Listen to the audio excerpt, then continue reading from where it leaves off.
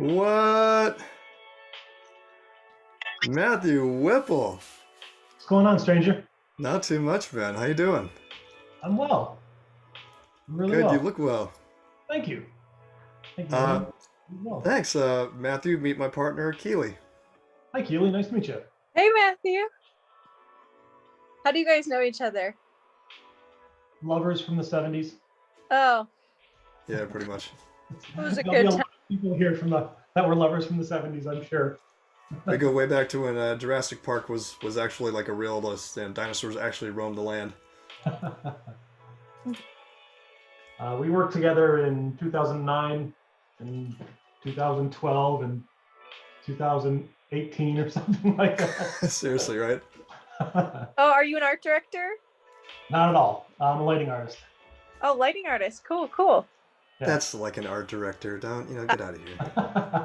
I'm always so fascinated to see what it must be like, your lens of life as doing that. You must look at things completely different than anyone else. Well, not different than other art directors or other artists. Well, just people, like your attention to detail of things would be so different than the way I see things. It is, and that's kind of what makes you an artist in the first place, is learning to see things differently, to recreate them, I think.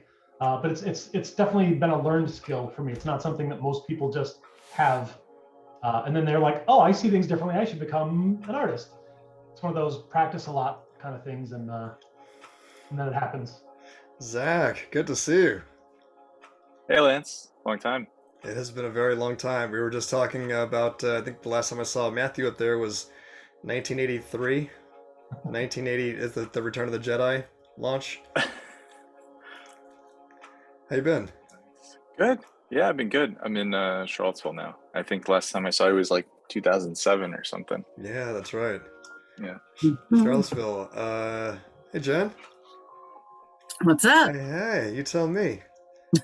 I got plenty up. We're always busy. Zach, Right, let me get out the blur. Are you so you're at Epic? No, I'm working at like a startup. It's we do ad tech software. So we do like first party data. So think of like a healthy choice for advertising if you want to do advertising on your site. None of that third party cookie stuff. So yeah. Nice. Are we ending those days? Not so much, right? The What's cookie. that? What is it? The news sites track us more than anybody else on the planet. That's insane. Yeah. I mean, I'm not sure. We keep kicking that can down that road, but who knows when the cookies will end. Yeah, true.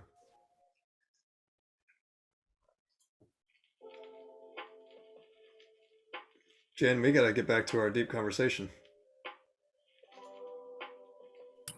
Talking to me? Mm-hmm. Yeah, I know. I sent you an email. I'm assuming you read it. When? Oh, for God's sake. Right after we talked, actually. Okay, I gotta take a look. Yeah, it's your Lanzo, right? At Gmail. Okay. That may went to spam or something. I don't know. Sent it from a Gmail. Is that Anton? Ooh, Anton, Paul. Love you guys. Everyone. Hey. This is a great group of faces. Dang, it's been a long time. I apologize for being away for so long.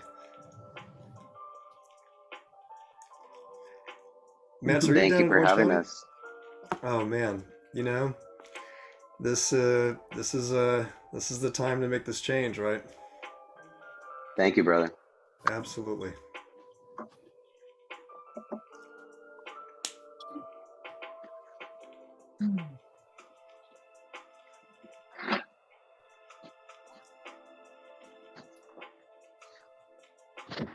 Right back.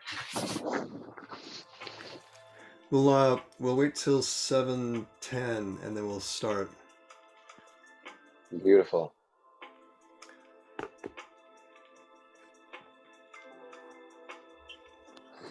So how did everybody get through COVID? Did everyone kind of come out shinier or a little bit dirtier?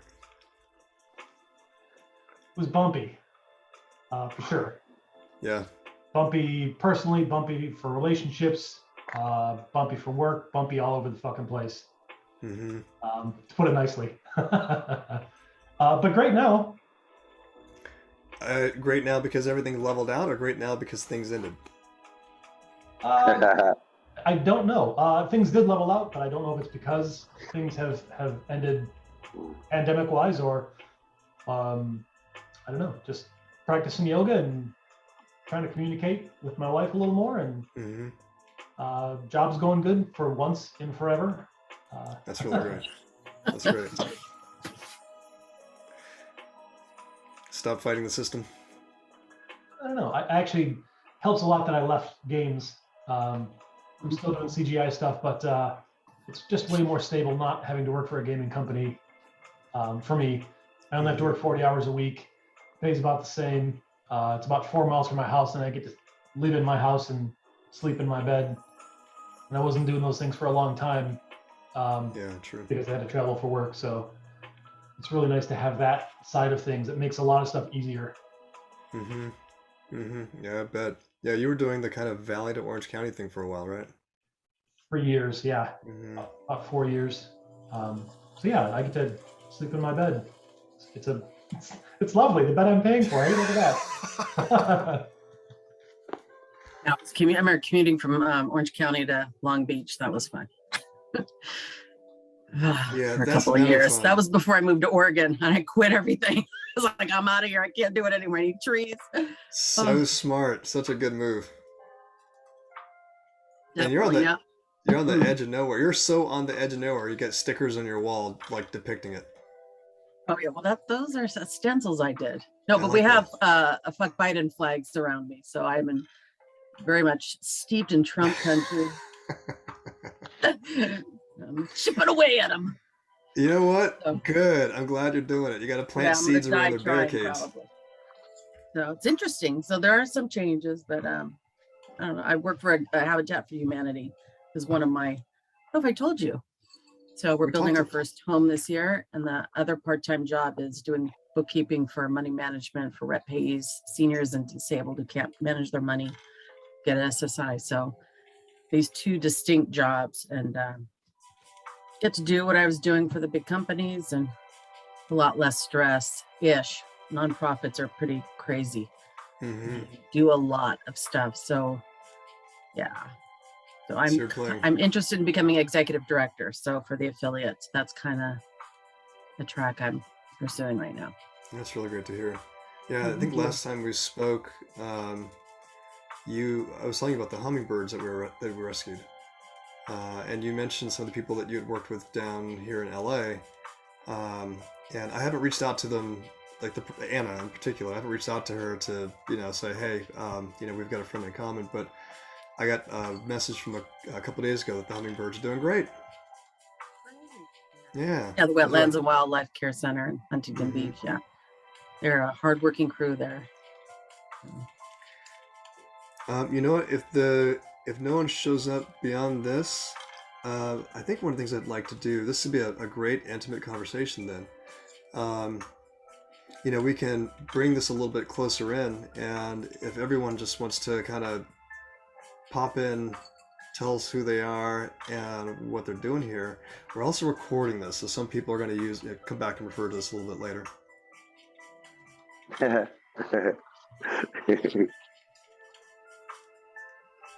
So I would say careful what you say. Be yourself. I can randomly pick. Keely, you want to start? Yeah, sure. Okay, what was the question? Sorry. So we're just gonna, since this is a small group, we can go around and say like who we are and what we're doing here. Okay, great. Yeah, my name's Keely, and I'm Lance's fiance. And more, of course, I'm here for support, but also I've greatly benefited from the work that Lance has been up to. And I really believe in what he is doing, and it's just brought a lot of ease to my life.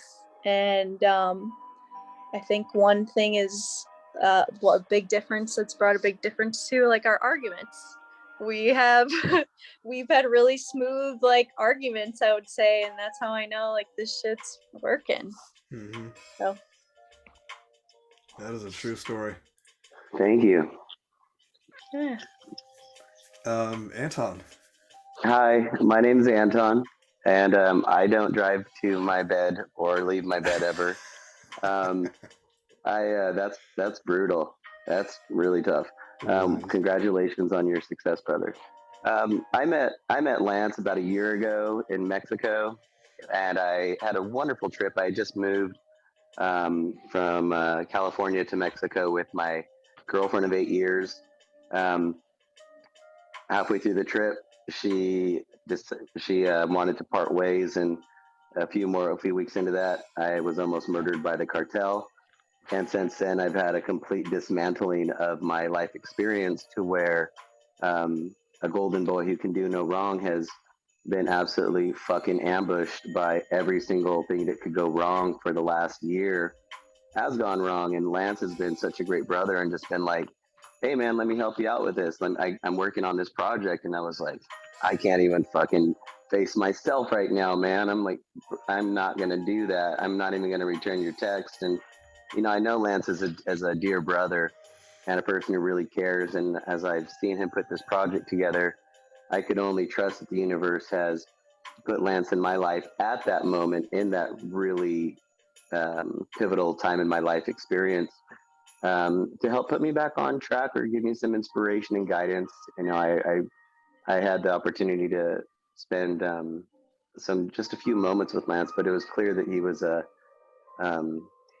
bright light and a clear channel. And so I'm really looking forward to learning what to do, because since my dismantling, I haven't given a single fuck about what's been happening. I've just been allowing my life to crumble, and thank God my businesses are successful and keep me free to be able to experience life in a dismantled place. But I really do need to get back on track, because normally I'm on a cloud and abundance rains in on me and my ability to focus is strong. But right now I'm just like still shredded. A year later, we're coming on the year anniversary of it. So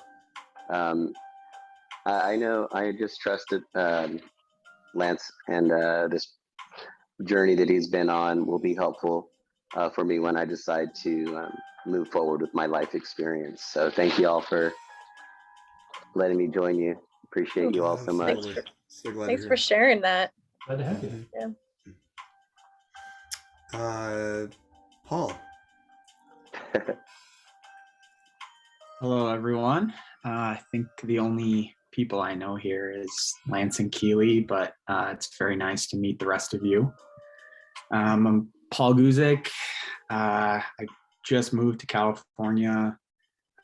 Actually, it's coming up on a year. It doesn't feel like a year, but it's coming up on a year. And, you know, even before I moved here, I feel like randomness has brought Keely, Lance, and myself together at different times, and I feel like regardless of where I've been at in life,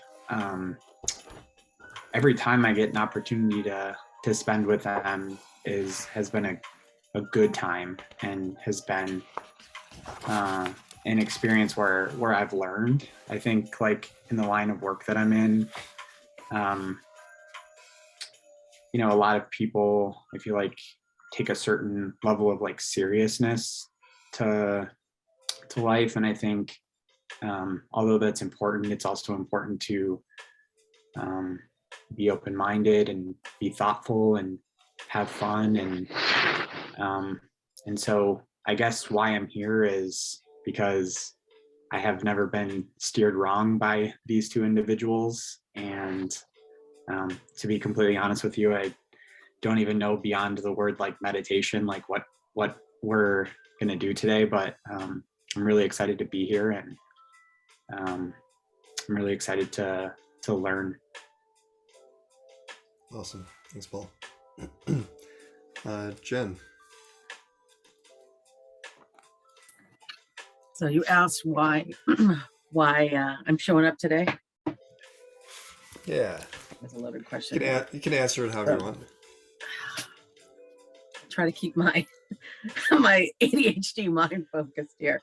Keely, it's nice to meet you.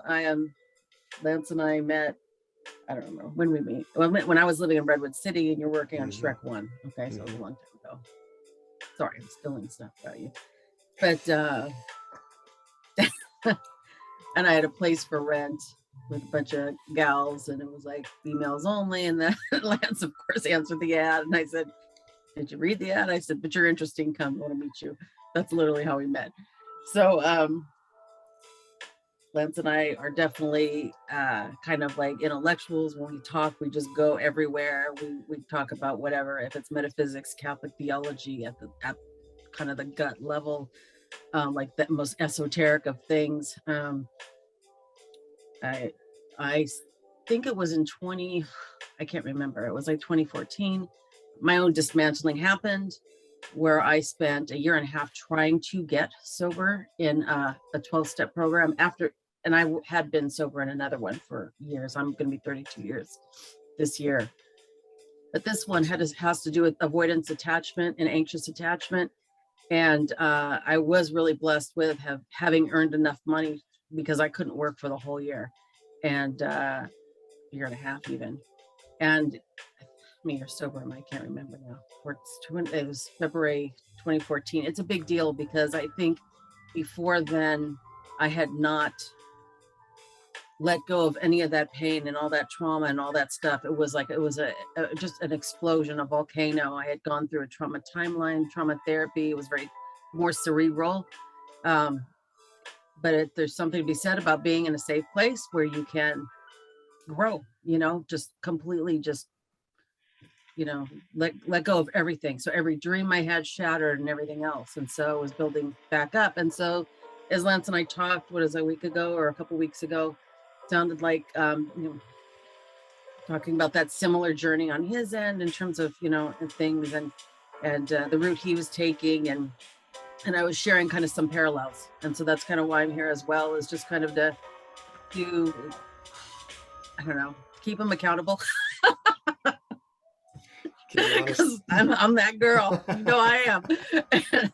But also to have a group, a group where we can, really hash out some things. And it's always been good for me to have that. And then just some things have been dropping out of my life recently. Some people who have been like kind of a good support. And so it's like, it's just the right time. So anyway, stop talking and out. Awesome. Thanks, Jen. Zach. Hey everyone.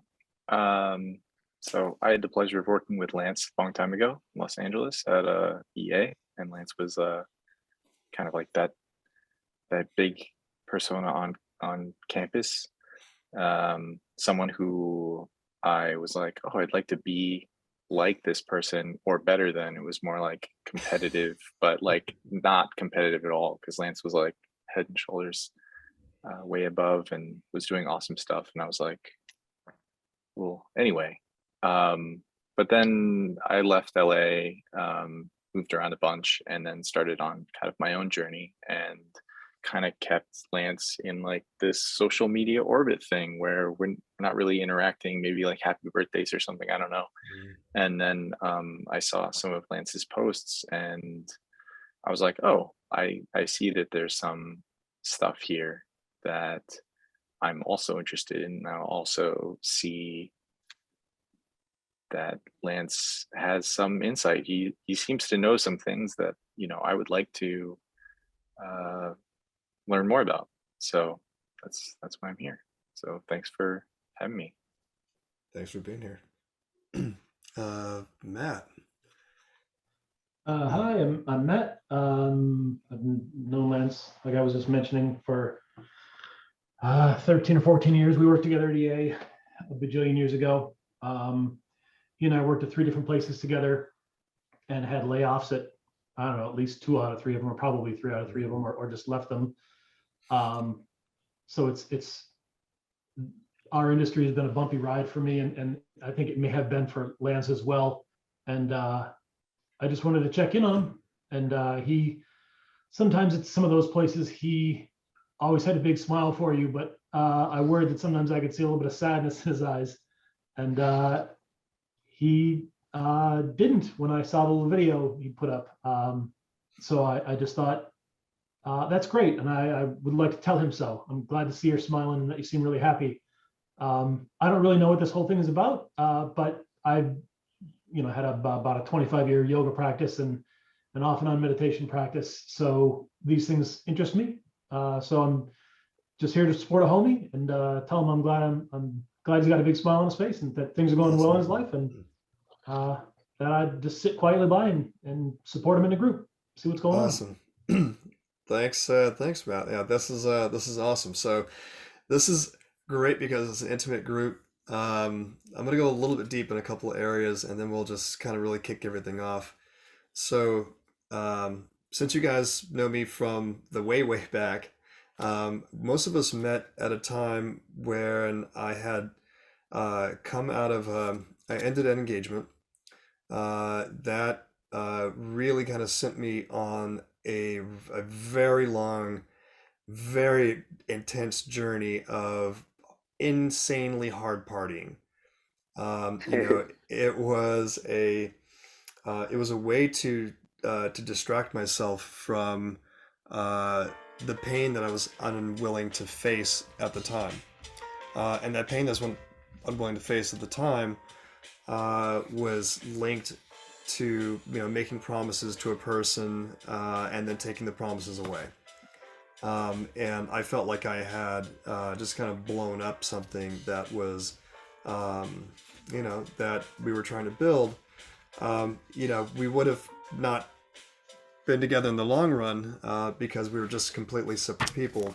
But I didn't know how to deal with the emotions that I was going through at the time. I kind of stuffed everything down, and then cemented it over, and then started putting tequila bottles on top of it.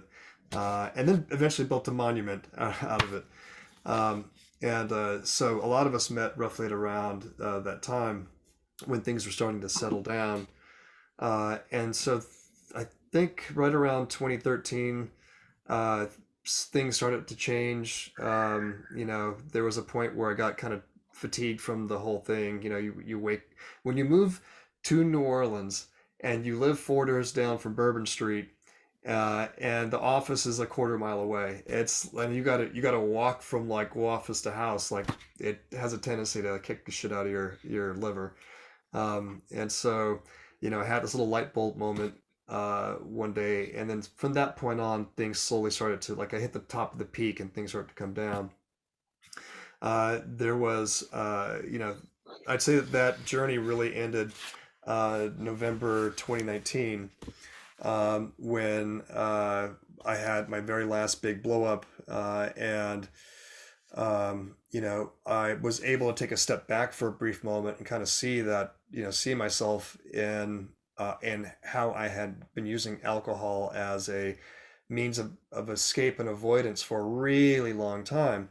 And so I stopped for about a year and a half, needed to change my relationship to it. And then 2 months later, COVID hit. And what was good about that was, COVID was a great time for me to hit the brakes and stop. But what was interesting is that, 6 months into COVID, not drinking when everyone was drinking, and operating in the space that I'm in right now, and having the protests outside the doors, I really started to experience it's almost like, feeling your own energy just kind of bounce around. I'm in the space all day on calls. And so I started to experience not alcohol depression, but true depression, something that I haven't had to deal with in the past. It was getting me to a state to where I was becoming compulsive. And I could see it in my personality. People could hear it in the way that I was communicating with them. My listening was going down, and I didn't know what was happening at that point in time, but I knew that something really had to change, and so I tried meditation a few times. From the 20s on, and I mean the 1920s on. in my life, and uh, I had no success, mostly because I didn't know what was behind it. I didn't know what was inside of it. I didn't know what I was supposed to be doing with it. And no one could clearly communicate to me what the overall intention was. Um, I downloaded the Headspace app, gave it the old college try for a while, stumbled for a bit, and then would keep circling back to it, determined to give this thing a shot. Um, I think by the time I was done with it, I put in something like 400 total hours, or I want to say 4,000 total hours, but it was a big number. And I started to feel a little bit of relief in the way that I perceived, my thoughts on top of my awareness. That my I'd created a little bit of space between the two, and was beginning to have some relief. And so this would have taken from, I'd say, June to November. This is a few months before we met Anton. Uh, and I had a really interesting event happen November of 2020. I knocked a glass of water over, it hit the ground, not a big deal, but I caught myself punishing myself. There was that negative voice kind of like that was dumb. What the fuck's going on? It was this voice that uh, probably had been there for a really long time, but meditation had given me an opportunity to create a little space to kind of see it in action, and it prompted me to investigate a little bit further, because I'm like, whatever that thing is, it's got to go away. Then I started getting a little bit into more research around meditation, um, and trying to find different ways to come at this. And I don't remember which. Like, it was a video on YouTube where it was someone describing their own experience with it and how they were going about creating space from it. And so I started sampling a couple of different things where I would, go in, and I would just, anytime I did something where that voice would pop up, I'd find the exact counter. I'd counter it with another word, and it would be the exact opposite. And it took maybe about 2 months for that negative chatter to go away. So right around January, it ended. And it was really interesting because one day it didn't kind of trickle down, it just one day stopped. At the same time, I started having what people would define as their first, real kind of spiritual experience. I realize now that a lot of people have it, but my eyes were closed. This kind of glowing orby thing starts floating, in my mind space, and then it kind of floats in from another side. And at first I thought, okay, I got glaucoma. This fucking sucks. Uh, but I'm like, well, my eyes are closed. And so I really started, like, that was my first real event to take this whole thing serious. I'm like, okay, so I know that the gray and white matter, thickens over time, and that there's got to be some type of a nervous relationship to the body. So I must be experiencing some type of, going from like no muscle pull-ups to one muscle pull-up, that something had changed. And that was my first real opportunity to take this stuff pretty serious. I started digging into any video that I could on the concept of meditation. And so I'd say from January to about June of 2021, it was, every video posted by Sadhguru, every video posted by Sat Yoga, everything that's on Vedic science, anything that has been described through the Hindu process of meditation. I went through Hopi, Indian, Navajo, Qigong, and Zen. And in every single one of them was looking for different techniques to just to co-opt and to practice. And as a game developer, I ended up coming up with this. I'm going to drop this in chat real quick, give you guys a quick peek. Yeah, the illustrations are epic, man. Like they're so high vibe and in tune. I love where these are gonna go. I can imagine it's just the beginning. Anton, thank you. Yeah. If you guys take a look at the chat, there's an image in there.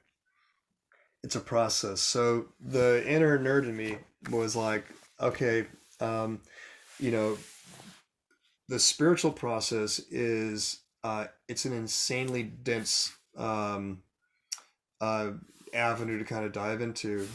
But what I wanted to do was create a process that I could utilize to kind of get me into a technique and then make it cyclical. So video games, we've got the video game loop, and so I basically created a game loop for myself that was an experience loop. So the first real order was let's go across all these different systems and draw a through line of what they're describing is the goal. Let's draw a through line to what they're describing was the thing they're trying to beat. And then let's see all the different techniques that are kind of the shared techniques and then the kind of bespoke techniques. And then a pattern started to emerge that has something that was, I felt, it seems obvious when you look at it kind of in a straight line, but that there's something at our core, that there's something blocking the core, and then there's a million different techniques to presence us to beating the thing blocking the core and then to getting access to the core. And so I just kind of started parting the seas. I would try a couple things. There's a million different breathing techniques. There's about three that I found were worked in the long run for what I was going after. There was a lot of stuff in psychology that really kind of oriented this conversation to it's the ego as a problem, and then on the other side of the ego was something else.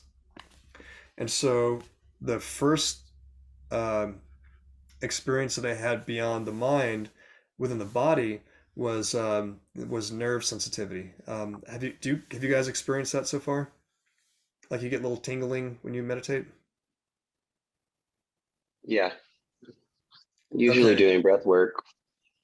Okay, so that you've got access to your nervous system, and so when I started experiencing that little tingling, it was like as part of this development loop, it was, what is that?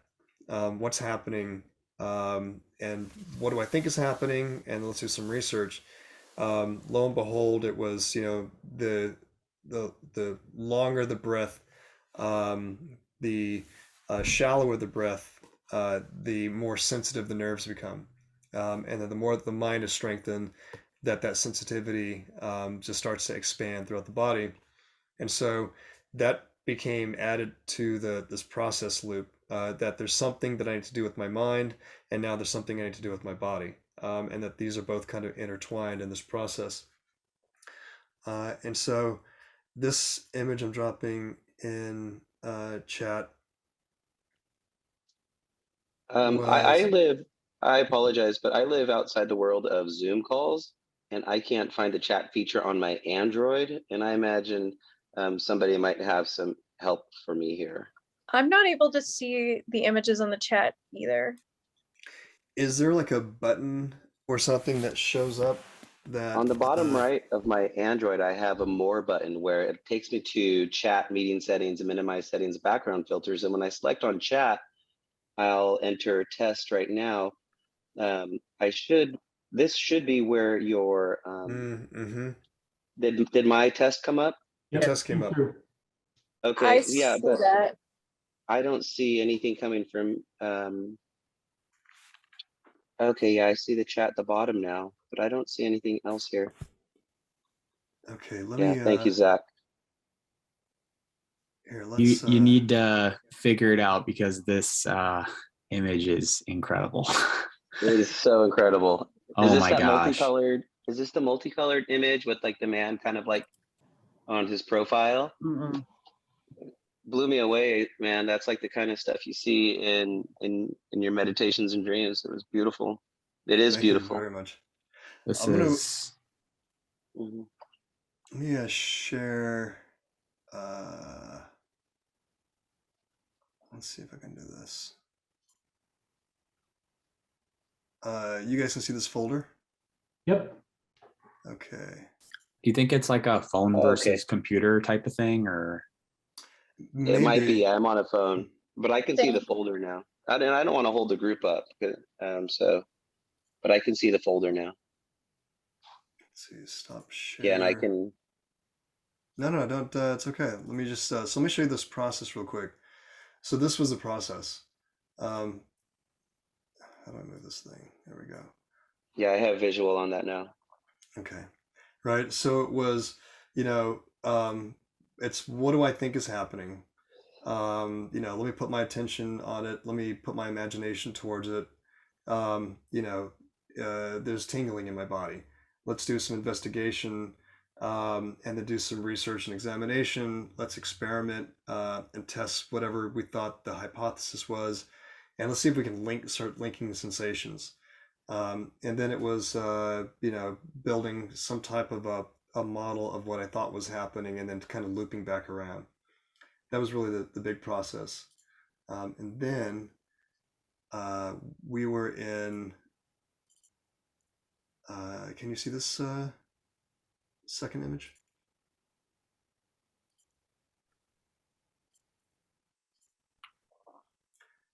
This image right here. Yes, I can see it. boom? So this is a person buried under attachments. We were having a meditation one day, and it was an epiphany of, you know, something is kind of keeping us in an unwanted shape. And I wasn't quite certain as to what it was. So I drew this picture just to kind of flesh it out. And this really was born out of Keely showing me. She took a picture of me. She showed the picture of me, and when I zoomed in, I just started judging the picture like hardcore. You know, I gotta lose weight. I gotta get a haircut. This is bad lighting. And I was like, wow, I'm torturing myself through a picture. And so it it really started to kind of put a spotlight on what was at the heart um, of what meditation was going after, right? Let go of attachments. And that here I am looking at a simple single image, and I'm labeling myself with all these attachments. Gotta lose weight, gotta get my hair cut. Man, my beard's getting gray. Like I was just like sticking them to me just in one photograph. Um, and so it became part of the larger conversation that I'll get to in just a minute. But uh, one of the things that this really kind of evoked was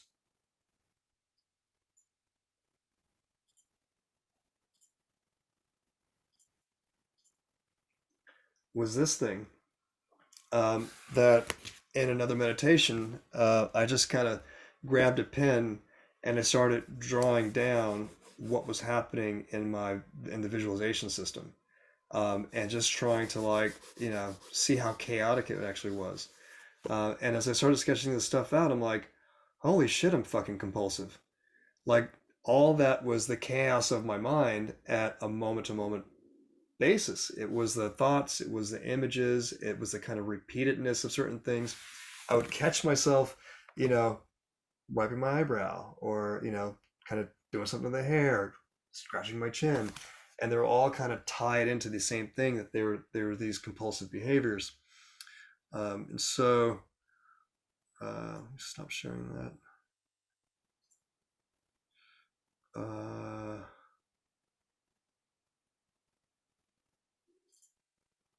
And so this image emerged that you guys have seen.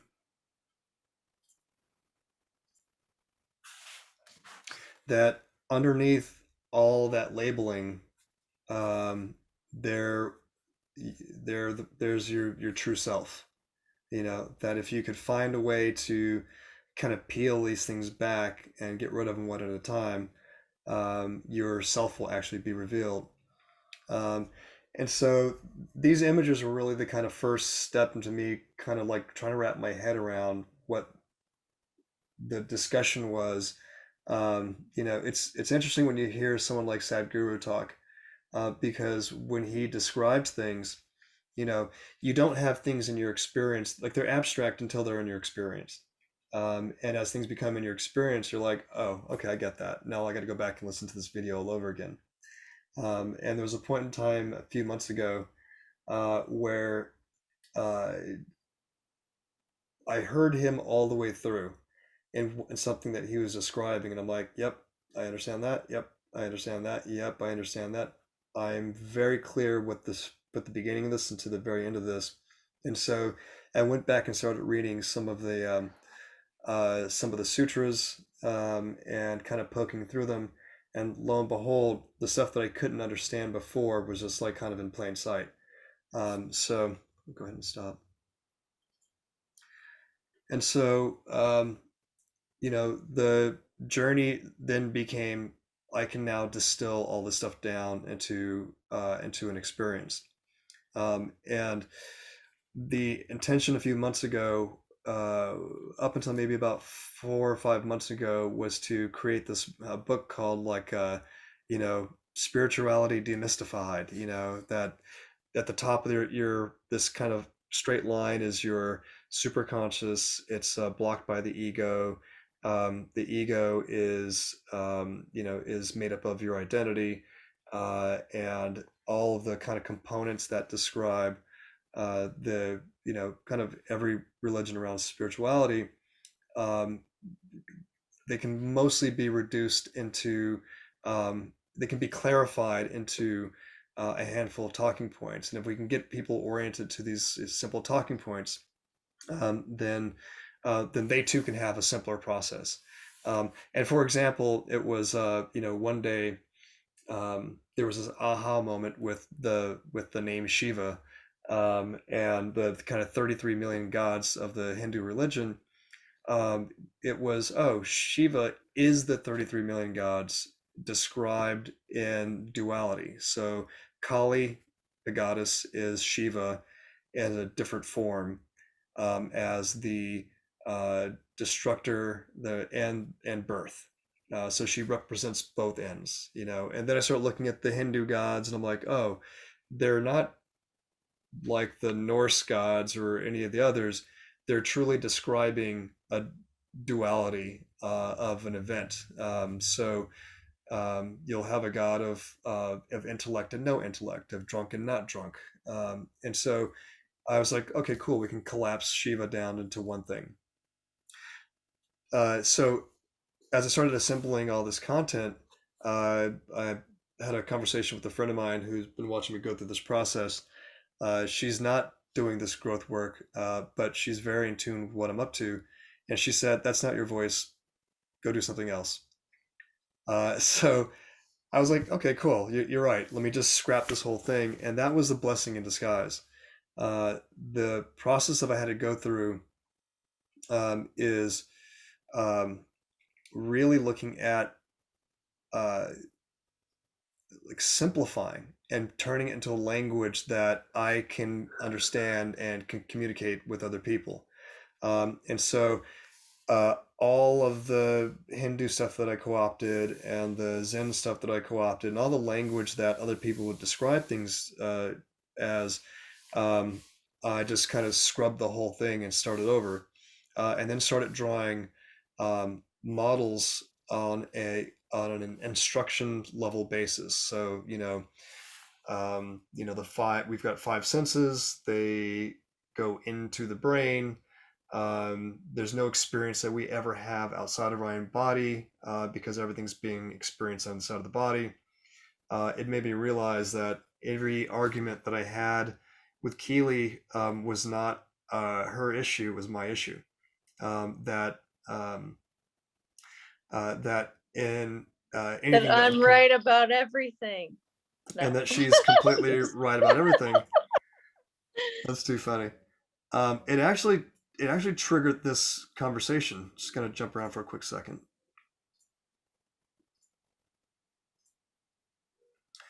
Can you guys see this image right here? Yeah, I can see it. So it was a we're basically like a chrome ball, right? We're reflecting everything that comes at us. Hmm. We had a lot of conversations around mirroring, and that our friends, our coworkers, our family, all we do is mirror each other all day. And so if you get into an argument with another person, they're not fighting with you. They're showing you something in yourself that you need to deal with, that is your issue.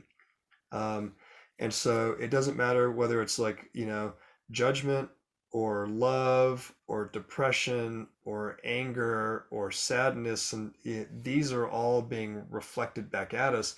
And then they trigger these emotions inside of us.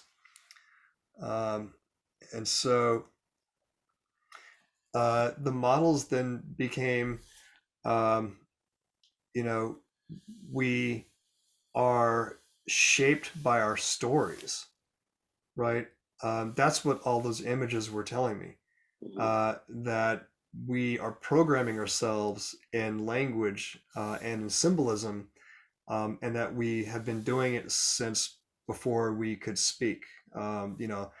Parents' love, a mother's hug is symbolic to the way that the body perceives language. Um, and then we use language to program ourselves. I can't do that. I hate those things. I feel guilty because of this.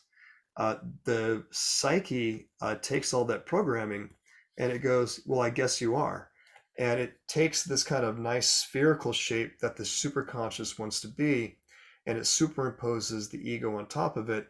And the ego starts to create limited beliefs and then creates an impression, or it starts to kind of recede your psyche, where we start communicating through a bunch of very limited beliefs.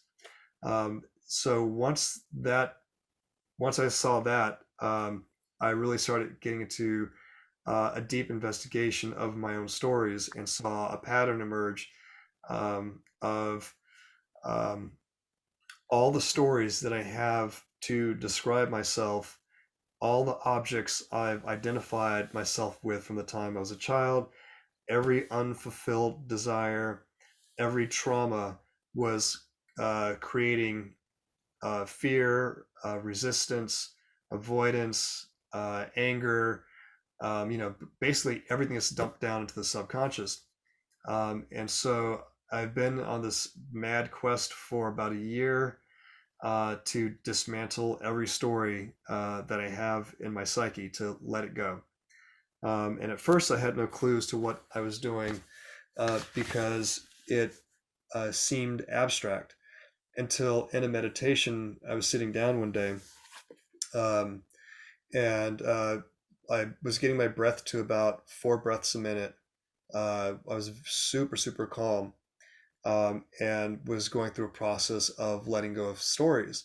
And every story that came up, I could feel the somatic volume in my body appear. Sometimes in the throat, sometimes in the forehead, sometimes the top of my head. And then I would create this a ritual around letting things go, and would feel those somatic volumes release. It felt like water kind of flowing upwards, or air flowing upwards. Um, and then I started taking that really serious. So there's a point in time when Keely and I were apart. I'd walk to the gym, and on my way to the gym, I would let go of 25 things. And then the next day, do another 25 things. And eventually I found that, one, I would get really quiet, but two, that the energy in my body was, the nerves were being highly activated. The meridians were, they felt like power cords, power cables, slowly coming to life, and that they were working very hard and very painfully hard to kind of activate throughout my body. It started at the third eye, then went to my throat, and then went to my heart. It lasted maybe about 4 months. During that time, I had pruned my psyche to a point to where I didn't want to go out and see anybody. I was like super quiet. I didn't want to talk to anybody because every conversation that I would have with the person, it felt like noise. And what I, eventually came to learn is that I could hear their pain very clearly.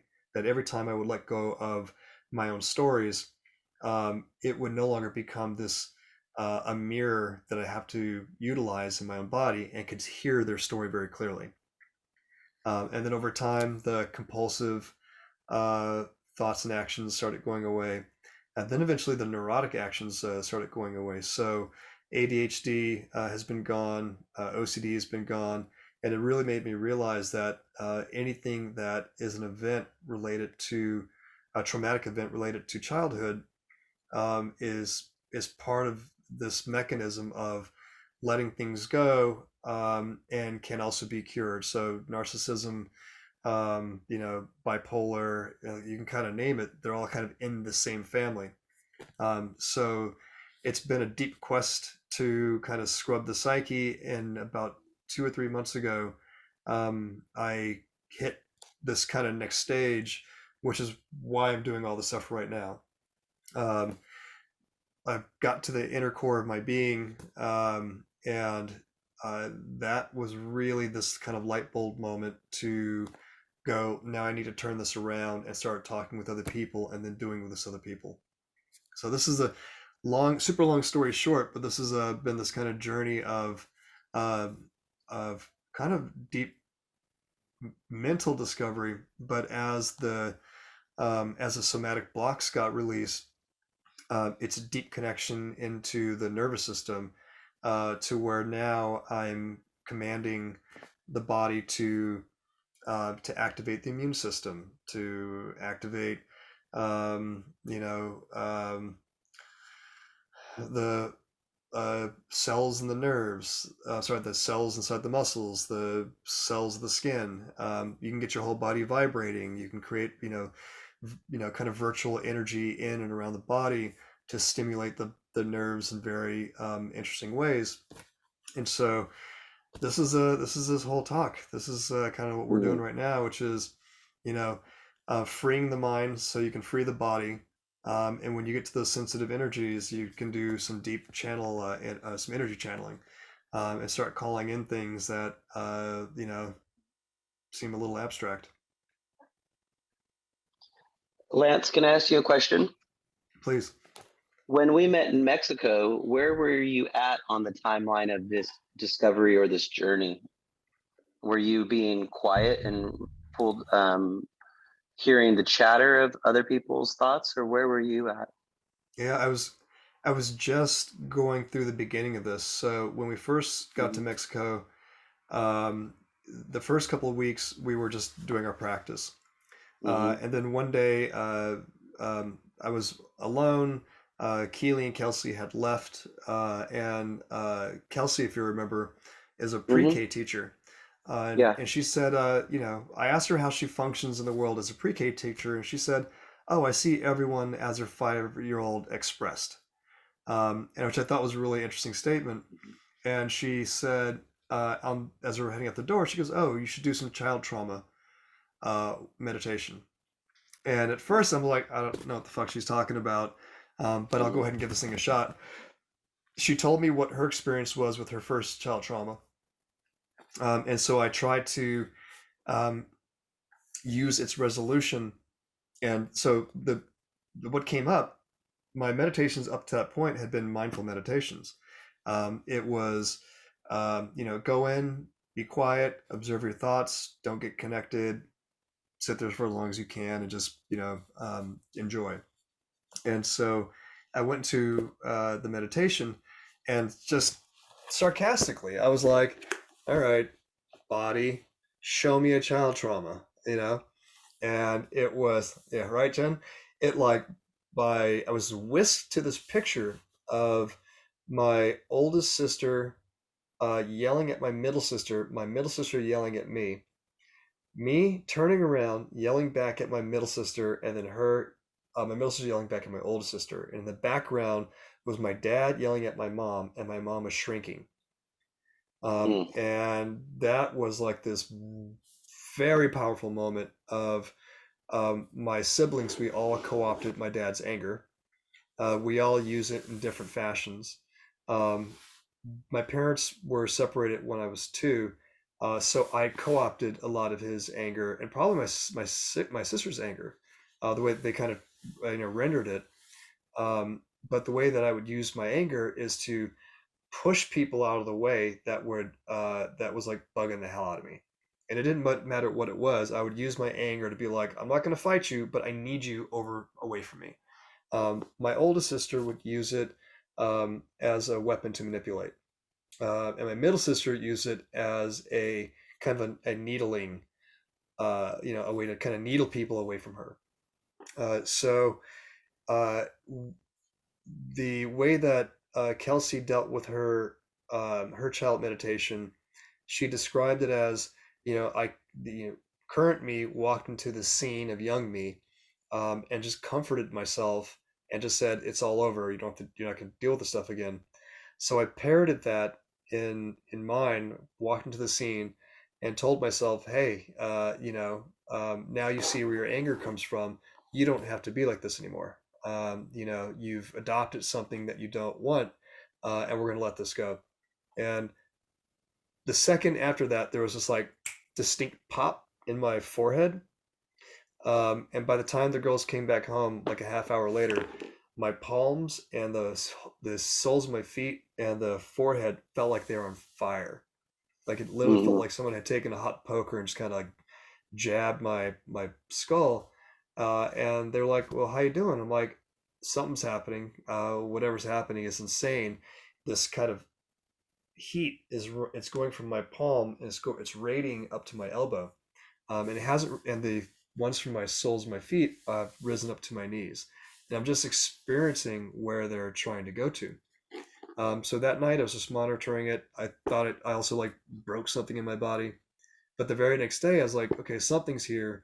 I'm gonna go into to do this a couple more times. Drop back into another meditation, and was like, cool, let's go find some times where I was an asshole, And it literally showed me like 15 or 16 events. Like, remember that one time in your 7th grade, you like tripped this kid in the hall?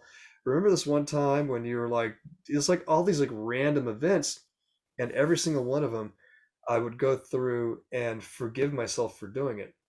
And every single time, the pulsating in my palms and feet would radiate more, eventually to the tune to where it was going from up to the elbow up to about the top of my arm.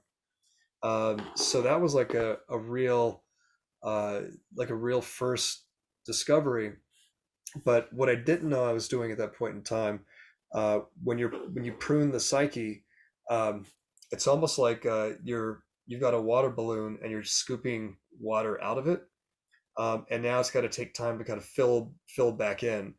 That time that takes to fill back in could be like, a couple of days to a few months. For me, it took a few months because I was going through every day and like finding different things in my psyche to like prune out or trim away, not fully knowing what I was doing at that point in time. So I'd say that, uh, by the time we met, I was in the middle of that. And whenever we'd go out to dinner, I'd probably be like the quietest person around because I was just kind of, experiencing everyone, and I couldn't really participate.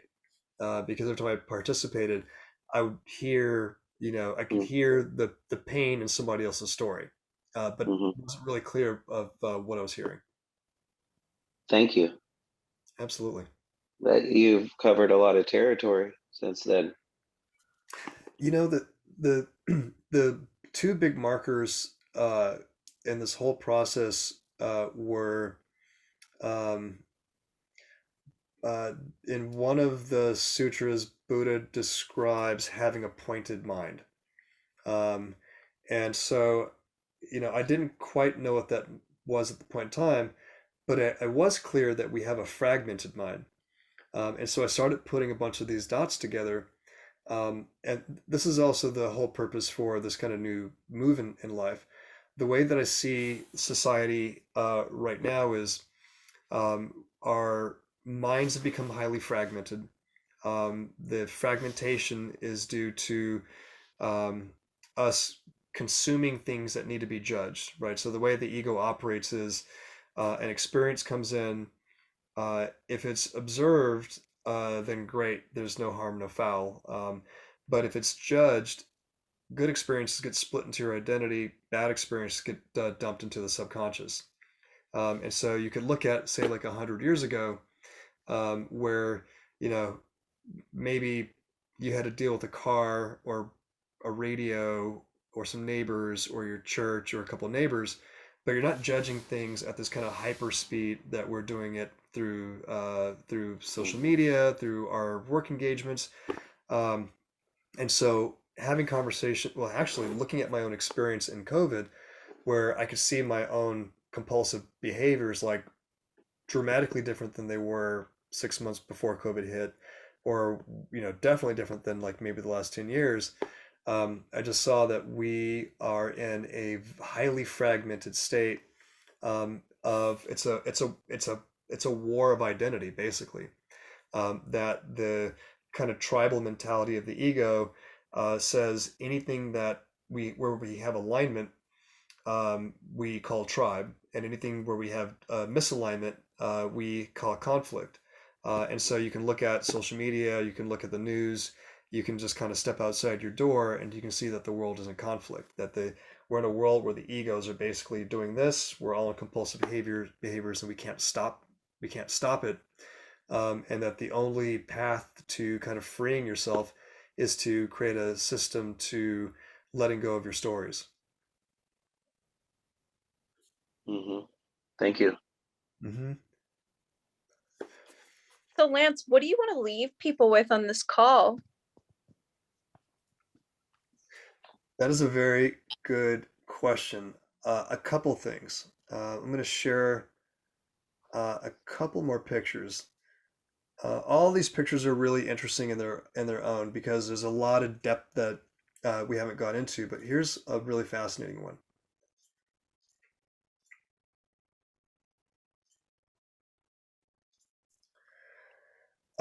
Can you guys see this image?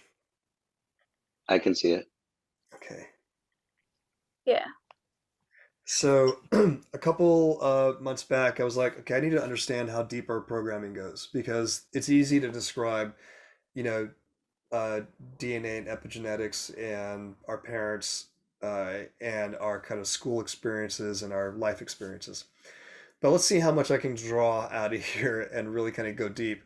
And so I was like, okay, so we know we've got our little RNA, we know we've got our DNA, we know we've got bacteria, we understand all this stuff. We know that there's some team up between a bacteria and something else, and this started forming our multicellular life. We became critters, we became mammals, we became kind of proto-humans, and then we became a human. And then we've got our parents, our siblings, our parent projections, our community, so our social projections, and then we've got everything that we've been consuming through social and digital media and religion down at the bottom.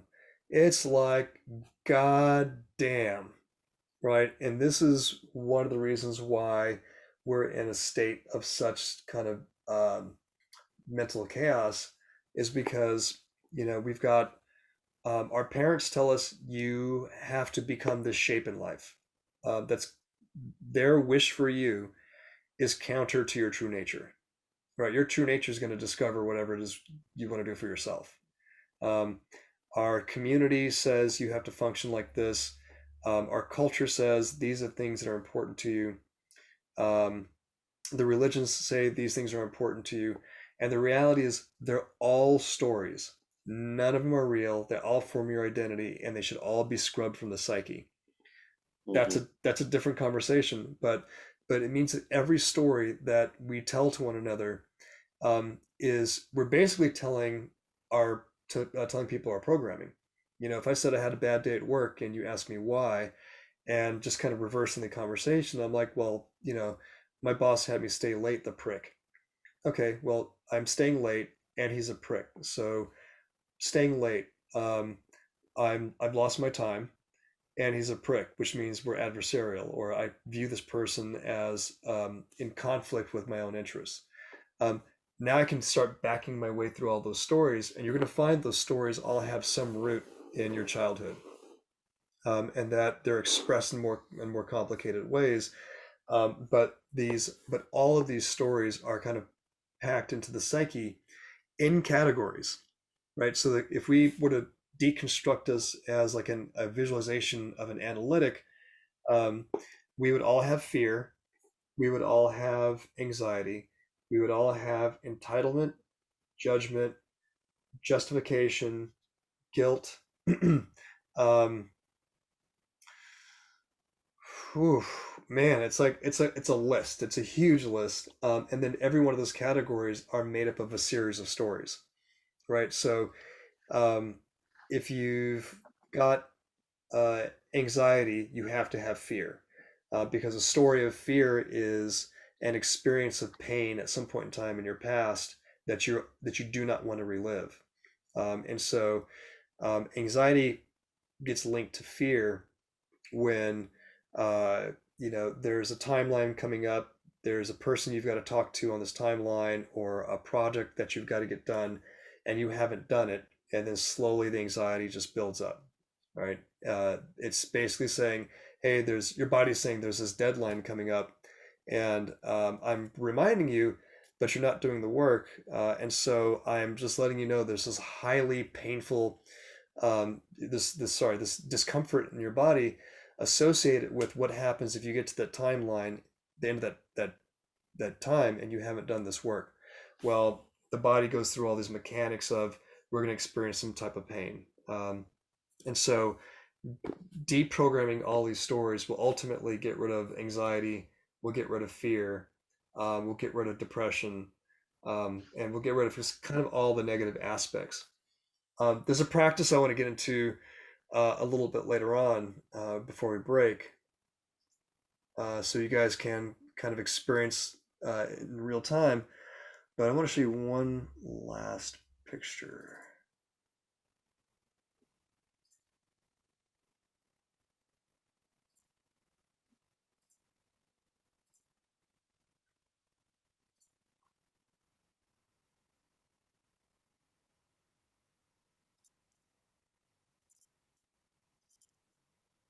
Sorry about this. I'm trying to find a high-res version of it.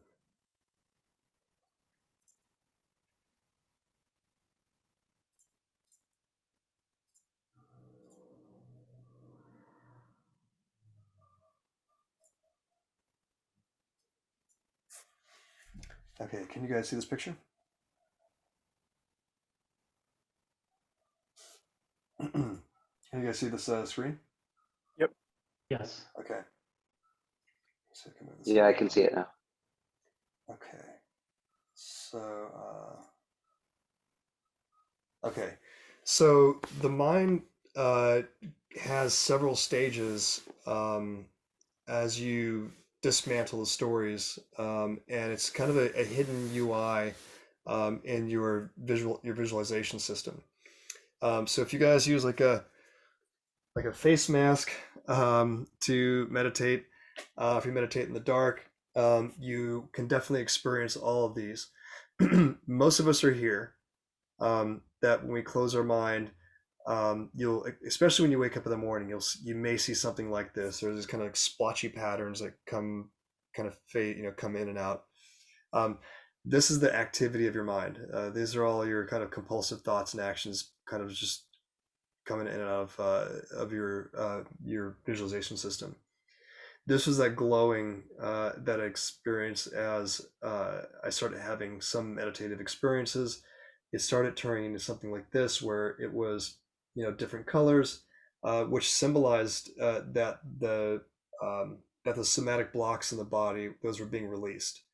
Um, that eventually turned into this like highly unstable wheel thing, and then a highly unstable wheel thing with colors, showing that my body was stabilizing in certain areas, but that there was still work to do.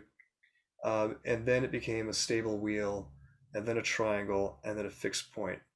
This is the journey right now. I don't know what's down here, but uh, but it's to this whole thing is to describe that there is a very clear line of action to take you from a fragmented mind to a stable mind, and that on this journey, the stabilization ends the compulsive and neurotic thoughts and actions. It ends, things like needing to be confident. Confidence is a process of the ego, and that by the time you get to about the stabilization, that the ego itself is now pushed aside, and your superconscious is at the forefront. It's really kind of what's driving your vehicle. And for me, this is the goal to get everyone to a stable mind. If you go beyond, awesome, but this is the ultimate goal for society. And that if we can create, so I've created a system and a pattern and a rhythm to get people there to letting go of their stories. But I kind of want to run us through a quick version of this if you guys are open to it. Sure. Okay. So 100%. Okay, so I'm going to have you guys get into just a very comfortable position. Meditative position is great. If not, just a space where you can just really relax. And what we're going to do is I'm just going to walk you through kind of the high level, and then walk you through the experience.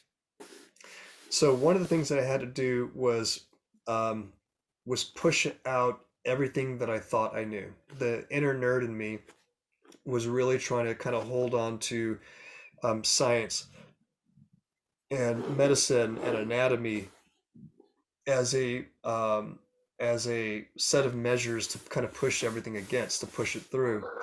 And what I realized is that in the process is that science and medicine and anatomy, physics, they're also all limited descriptors.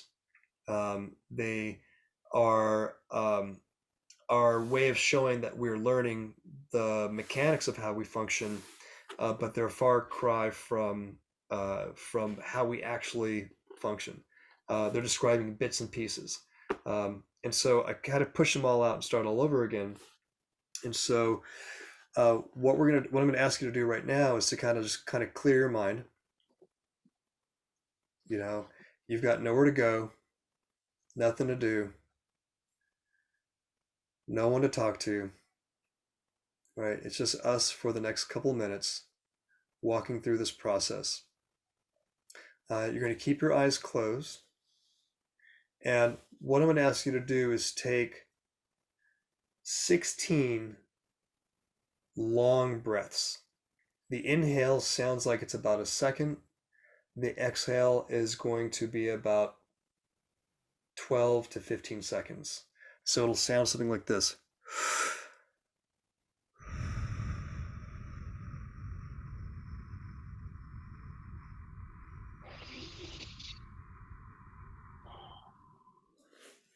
You're going to do that 16 times. And with each exhale, I want you to envision pushing your energy down.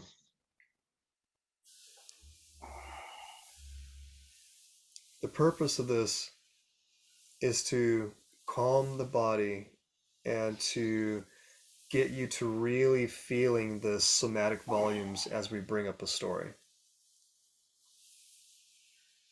Right? The stories that we communicate all day, they play kind of like a piano in the body. And so when you think things like the word fear and what you're afraid of, you'll feel an effect in your body. What I'm looking for you to do is I'm going to have you presence yourself to that sensation. So let's keep going, and in a minute, we'll move on to the next action.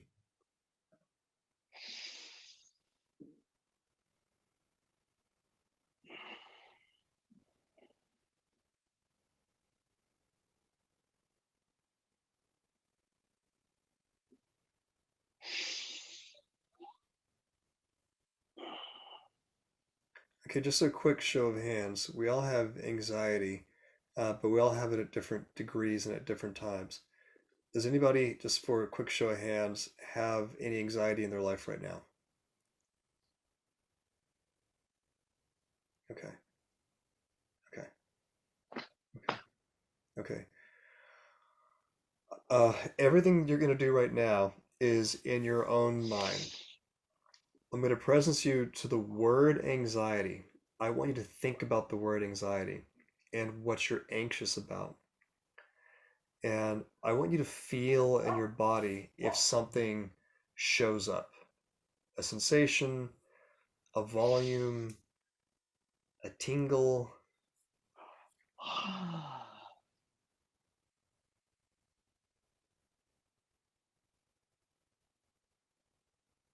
Does anything show up for you guys?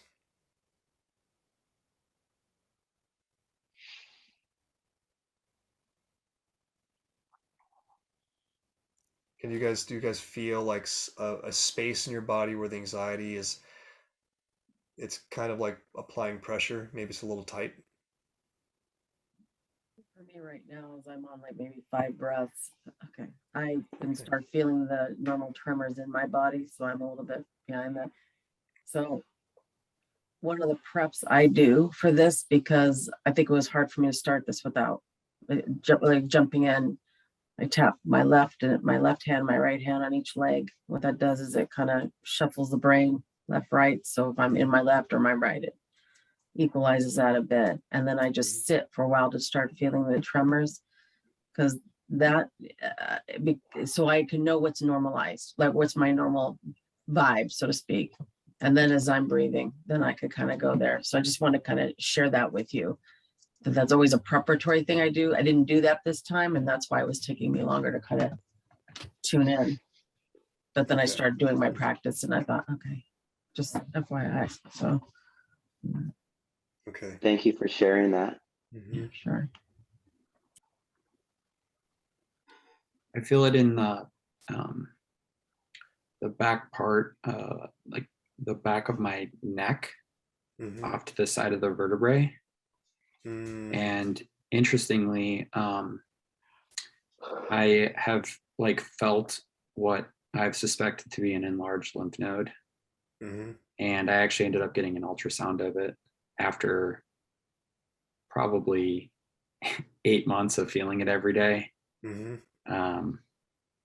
And it actually is a lymph node that's just a little enlarged, but totally benign. Mm-hmm. And that's the exact location that I feel it. Is that causing you stress? It used to before I did my science on it and Okay. got peace of mind. But yeah, I notice like when I reflect on times where I've been more stressed, um, I perceive it to be bigger. And certainly my attention is more drawn to it. Mm-hmm. But I've noticed that in recent months, since like my girlfriend officially moved to California and we haven't been doing long distance anymore, that I don't really notice it often. Okay. And that was also when I stepped up and finally had it looked at too, you know, took action as opposed to just assuming that it was going to be fine. Right. I understand. So Thank you. absolutely. So anxiety is a category, right? Inside of anxiety, there's a bunch of stories that we've collected over the years. Sometimes it's late homework assignments. Sometimes it's, it's someone we've got to talk to or someplace we've got to go. So I want you to find one story of anxiety that you're dealing with right now. And can you guys articulate the story? We can just go around real quick if you're open to it. Yeah, I have a race this Saturday, and it's the longest I've ever done. So I guess I'm a little bit anxious about that. I was struggling to find a place in my body though. Okay. So when you think about the word, I'm anxious about the race, how does that show up?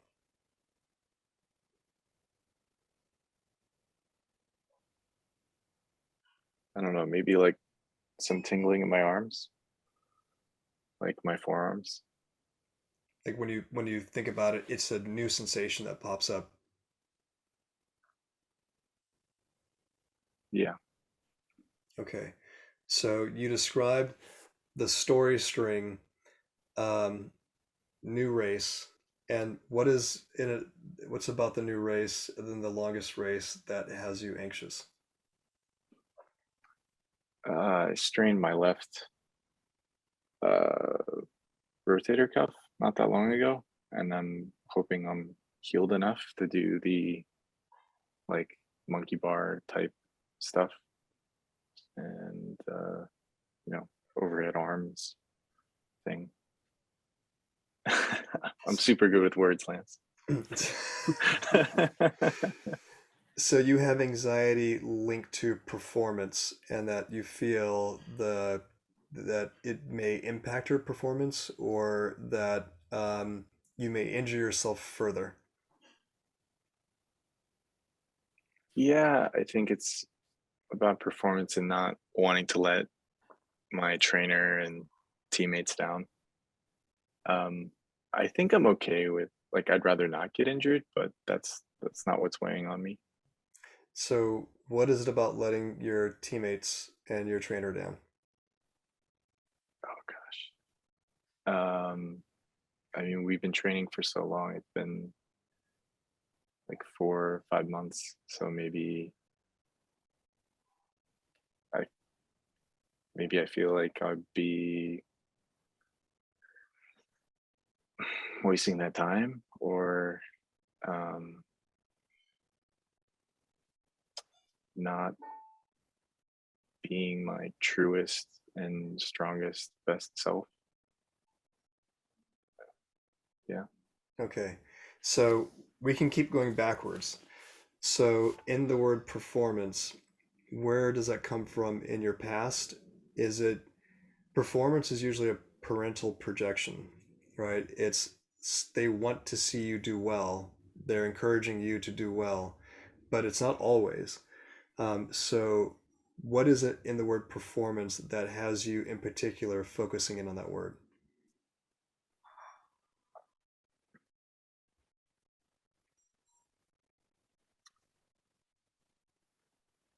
Yeah. I mean, it was a sense of worth and value to be strong, to be good at the sports that you're doing. Um, I don't Is know. My grandfather was amazing at you know football, basketball, and baseball, and I don't know. My dad was not at all of those things. He was terrible, um, but he wanted me to be good. was that was that uh, were you going into sports on your own volition, or was that encouraged because the family is, does sports? And I ask you through this lens. When we first started the conversation an hour ago, you said I was competitive with Lance, right? So competitive performance, sports, they're all kind of interwoven, right? Um, yeah. I don't know. You want to be the best. I think that's drilled into you, or was drilled into me. Mhm. That your worth and your value is relative to your peers and your competitors. So um,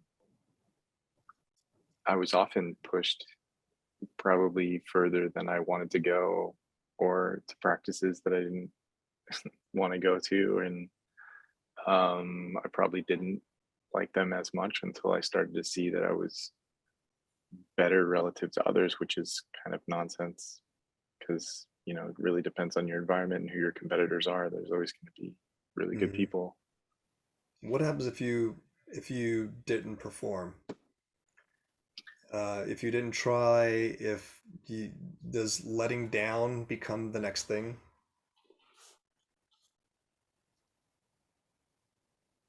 Matt, thanks for showing up. We'll talk further. Yeah, I mean, I would be. I mean, I would feel like I'd let them down, but I think what would hurt me more is not. I would let myself down. I wouldn't be proud of myself if I couldn't perform to the couldn't I don't know, reap the consequences of the preparation and all the training I did. Mm-hmm. So we can keep working on that, but I do have a question. Go ahead, Jen. You and I were talking a couple of weeks ago, kind of on this point, and when something hits, like I'm triggered or there's an anxiety or some sort of trigger, whatever that feeling is, my immediate question, and this is what I was taught, what does this remind me of? And my mind never fails me. It will always go back to a certain event. So when I hear you talking, Zach, and I think the second you said that my father was as good as sports and I had to try, I could see that maybe, I mean, that sounded more like the pain point, but I'm not gonna, I can't say anything because it's one of those organic processes. It's like, there's the anxiety. What does this remind me of? And if those are the first memories that come back, that's a pain point. It could be big, small, whatever. But that's the thing. At that point, that's when I'd feel the feeling and let it go. And then, but I'm just saying that's the question I asked myself. What does this remind me of? So, because those pain points, ironically, you know, I'm in a lot of pain right now. Actually, like a lot of physical pain. The fact that I'm sitting here is a miracle. So, I was thinking, what does that remind me of? It's just, I'm not sure. I'm kind of blocked on it right now. So, so much pain. We'll So, definitely touch on that. yeah. So Zach, the programming that you're describing is your anxiety is linked to stories of not letting people down. There's a parental projection of kind of a familial, like can't let people down, which is it's a different type of programming. There's a story in there about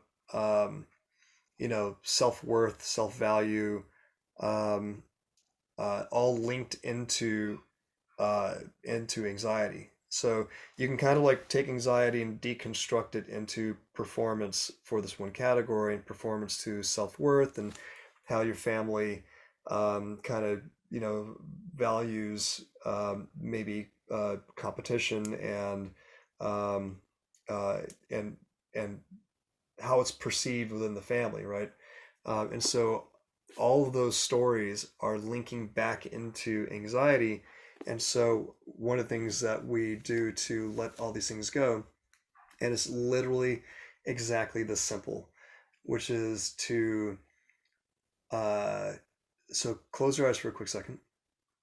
You can do this in your own thought. We are going to let go of the category, right? So letting go of a category is a lot like it's like letting a little air out of a balloon, right? It doesn't do a lot. It doesn't do a big dent, but it takes a little air out of the total volume. The real trick is to go after all the stories that you just described and let those all go. Um, I would like for you to kind of perceive the way that we should function like this. Um, the ego wants to judge an experience, but the superconscious wants to not have an experience judged. So every time we judge an experience, we send that experience to the lower conscious. It becomes our identity. It becomes part of what we causes us a lot of pain.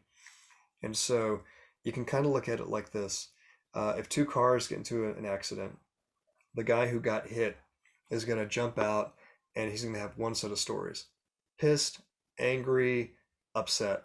The person who did the hitting is going to jump out the car, and they are remorseful, guilty, sad, disappointed themselves, right? These are all the stories they're going to tell their friends later on, right? But the way the superconscious wants to work is more like the person driving by, that an experience happened, and we're not going to judge it. We're going to keep on going. So every story that is linked to anxiety can be let go through this mechanic. As you described a story, that's a story you're going to let go. And all those stories feed into anxiety. So you can tell yourself, and it's got to be done authentically. Like the body knows when you're being inauthentic. The casual observer in you is just having an experience. That's all, right? It is not meant to be judged. So you can tell yourself, I'm letting go of the story. Yeah, I'm letting go of my performance anxiety. I'm letting go of the story that if I let these guys down, my self-worth will go down.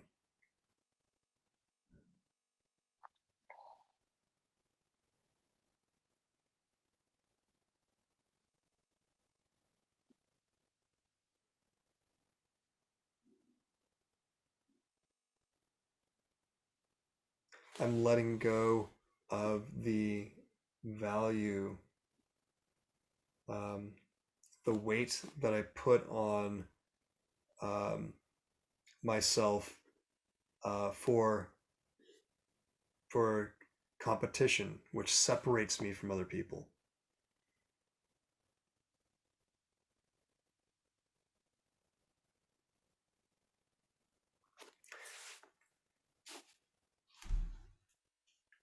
And so the challenging thing with letting things go is it's not a single story string.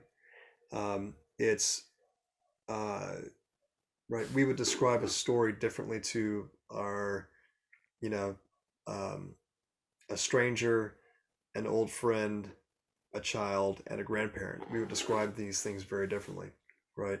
But we're describing ultimately the same thing. And so the intention is to shrink the kind of anxiety bubble until it's all gone. So you want to find different ways that you would describe that story and let those go too.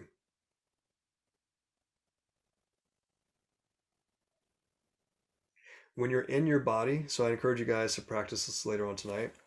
When you get your breaths really low, it takes me about 3 minutes to really, really feel the volume show up. When you start letting them go, you can feel you can feel the psyche start to loosen up. You can feel the somatic volume loosen up. And as you practice this more, it gets a lot easier. But this is the whole technique to like getting rid of fear and anxiety and you name it. And the way that it works is like this. Your superconscious is a state machine.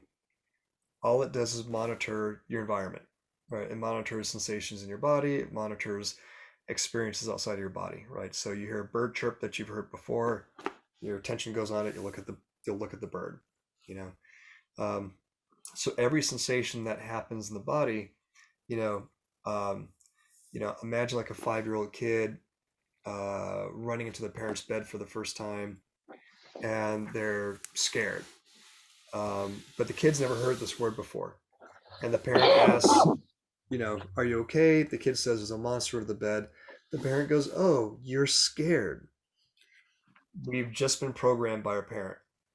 The kid who has the sensation takes this word, co-opts it, sticks it to the sensation they're feeling in their body. And so the next day, they run back into the parents' room again.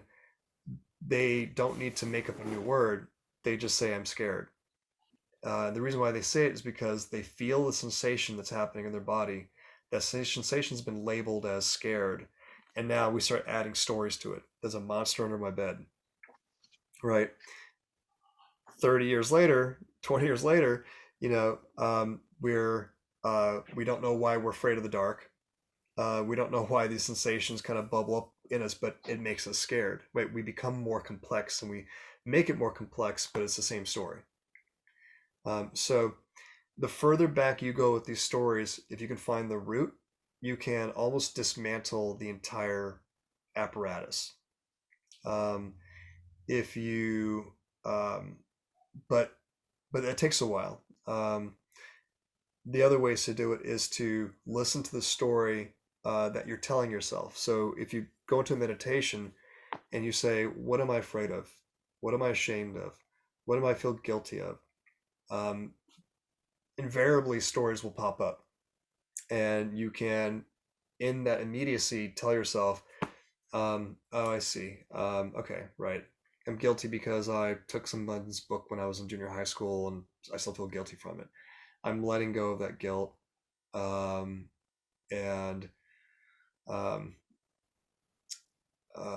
yeah, I'm letting go of the guilt that's associated with this event. It's telling your superconscious to ultimately stop paying attention to the label.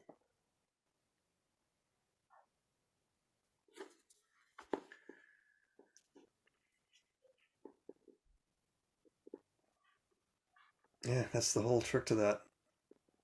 And so far, I've done that with probably about 600 some odd things, because it's complex. Like the stories are complex, but since everything has to be scrubbed, object identification has to be scrubbed too. It's a different conversation. But let's go to Jen. Jen, what came up for you? Really, nothing came up for me. I'm in like a state of pain, so that's kind of hard for me to get to a point. I did feel a little more energy coming out from my right palm of my hand, but I understand the stories that are going around about pain, and I'm thinking I'm manifesting a lot of this pain, which we do. Right. We can let that go. Yeah. So let's do it. Well, yeah. Let's give it a shot. You ready? Okay. So this is the way the body works, right? So you're experiencing pain, which means your attention is on it, right? So you're aware of the pain, so that your inner being is aware of the pain, and the attention is like focused in on it, right? You've labeled that sensation pain, and all the stories are baked inside of it. You can, this is a little more, this is like a deeper layer of the stuff, but you can tell your awareness to stop paying attention to the word you've labeled pain and to let that pain go. Okay, I can do that practice. I also practice pendulation, where I look at or touch a different part of my body that isn't painful at all, and I focus on that. It does subdue the pain. We're not looking to subdue the pain. We're looking to reduce the threshold. I guess what I'm saying is, when you focus on it, it is going to be amplified. So I'm amplifying the pain by focusing on it. Mm-hmm. So by pendulation, that process is going somewhere it doesn't, and then you go back to the pain, and then you go somewhere. And this is people even do it with menstrual cramps, and you could do it with any type of pain. That's something I was taught in somatic experiencing therapy. So I was in somatic therapy, and there's some really good tools. Is it is it a temporary change, or is it a permanent change? I've had both experiences, actually. So where it was subdued, or it just disappeared. Now I have certain diagnoses because I just went to get some tests. So I have a big doctor's appointment tomorrow. So, there is some truth of what's going on. But I know from leaving California to come here, that was the reason. I wanted to stop. I wanted to live more of my truth, live more in freedom. And I felt like the pandemic really opened that up for me in a greater way. And then now I could see the world is kind of condensing in, contracting. And I'm feeling that contraction where, employers want you to go back to work on site, for example. That's a contraction. Well, I have this little medical excuse, but it's still that, and so it's like, how long do I keep this job, or I just quit? So, I don't want, because the struggle right now, I may be manifesting more sickness right now. I am prone to do that kind of stuff. And that's when I feel very powerless. That's when I started doing that crap. And I That's think the- it goes back to what you said about we have so much coming at us right now. We're not able to process this right now. And so it's all going to these pain points. Everything I watch on social media, news, it's just going there. And anytime someone talks to me, like my boss, anybody, colleagues, it's for me, it's chatter. I want to be completely alone right now. I want 2020 back. So Do you want to give a technique a shot right now, or sure, we can do that. I'm happy to Okay. do that. do you want to focus on pain, or do you want to focus on chatter? We focus on the chatter. Let's do Okay. that. It's a little more. So, do you know what the story is associated with the chatter? Mine was like negativity. I was like punishing myself through, self-worth type stuff. I'm trying to identify, really pinpoint what it is, because I don't think it's imposter syndrome per se. I think what it more so is being neurodivergent is very difficult to navigate the world. And I feel that it's been a constant source of conflict with interpersonal communications. And so the chatter I have is surrounding failure with work, failure with goals, failure to get this book published, failure, all that kind of stuff. So that's the chatter because of who you are, the way you're wired. Until you learn some more tools and go past that, or surpass that, and then however, and this is kind of where I'm at right now in my life, nothing's going to change. And so So the word failure is of category for you. yes, it is. And let's find one sentence or story kind of associated with the word failure. You've listed a few. Okay, what does this remind me of? I always ask, what does this remind me of? And my father's face pops into my head, and very critical. I've learned that my dad is very neurodivergent, and the plus sign I could actually, the positive is my relationship with my father is almost completely healed, and it's only been in the last 4 months. So that's a real blessing.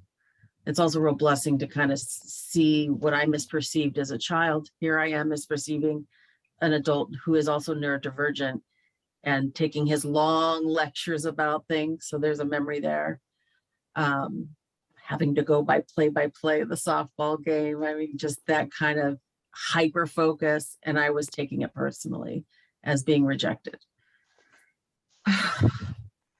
So the fear of failure for you is associated with your father. Good.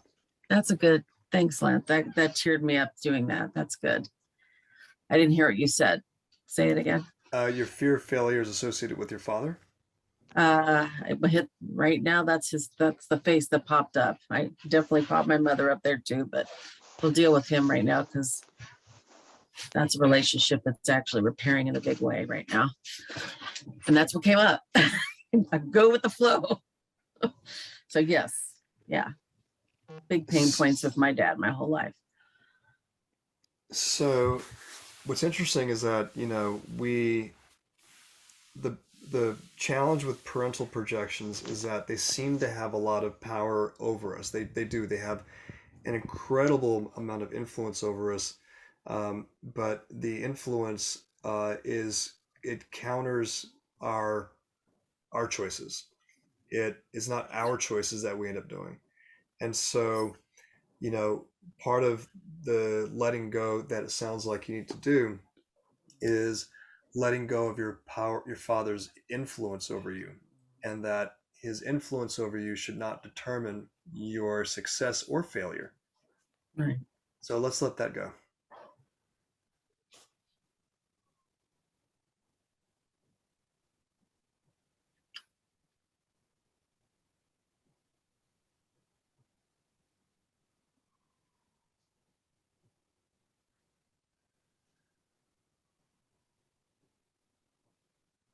I think the fact a couple of minutes ago I was tearing up, that's actually that's part of letting go for me. That's kind of part of my somatic experience. Feeling the force is, I usually feel it in my face. I've always felt it. So you were talking about energies earlier, and We didn't get to that deep level in somatic as to why certain areas, but it's always been my face and heating up, and then not always tearing up, but just that. And it could be that's where that energy got stuck. Mm-hmm. I don't know. So let's keep going with the word failure for a minute. So failure becomes a story that we take on ourselves as well, right? So it's not just our parents, it becomes our kind of baggage, and then we have kids and then we put it on them. So failure is associated with not having the things that you want, not getting the things that you want, having us be perceived in a certain way because failure is associated with negativity. So do you have another word that you would use? How else would you describe that sense of failure? In a word, what's the opposite of not having freedom? It's an antonym of freedom. Freedom is my number one thing. That is my pursuit. It always is in all things. And so feeling contained, I guess, maybe. If I had to use a word, contained or suppressed or. So failure makes you feel suppressed. Yes. Let's let that go. That's a better word than contained. Yeah. Let's let that sentence go as well.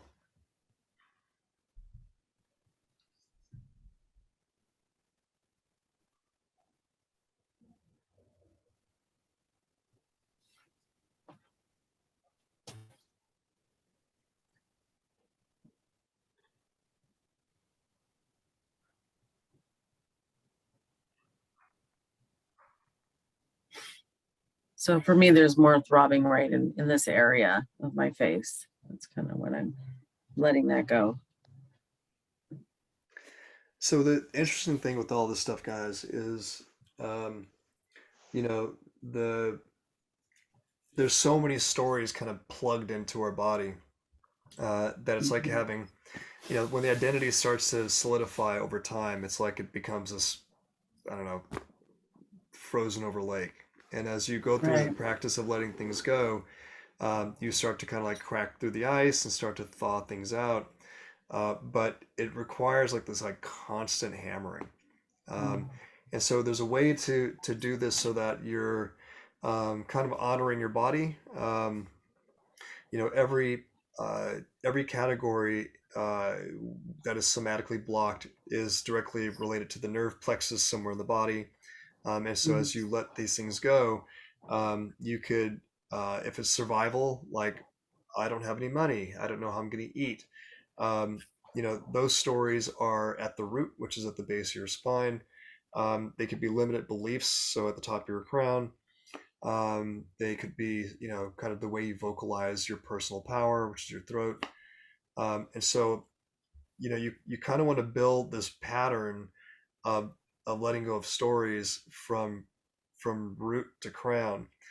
But it is literally as simple as, because your superconscious is always paying attention. It's literally watching your every move all the time forever. And so as you tell it to stop paying attention to things, it's kind of like this. It's like when you were 5, somebody told you to hold this pen, and this pen is called fear. And then, letting things go, you're just going, okay, cool. Now I can stop holding that stupid pen. It takes time to kind of go at the body and letting go of all these stories. But after maybe it'll take a few, but after a few, you'll start to feel lighter. You'll feel like you've got a little bit more of a bounce in your step. You'll feel like you've got some weight off your shoulders, and with enough time, you won't have a care in the world that can hurt you.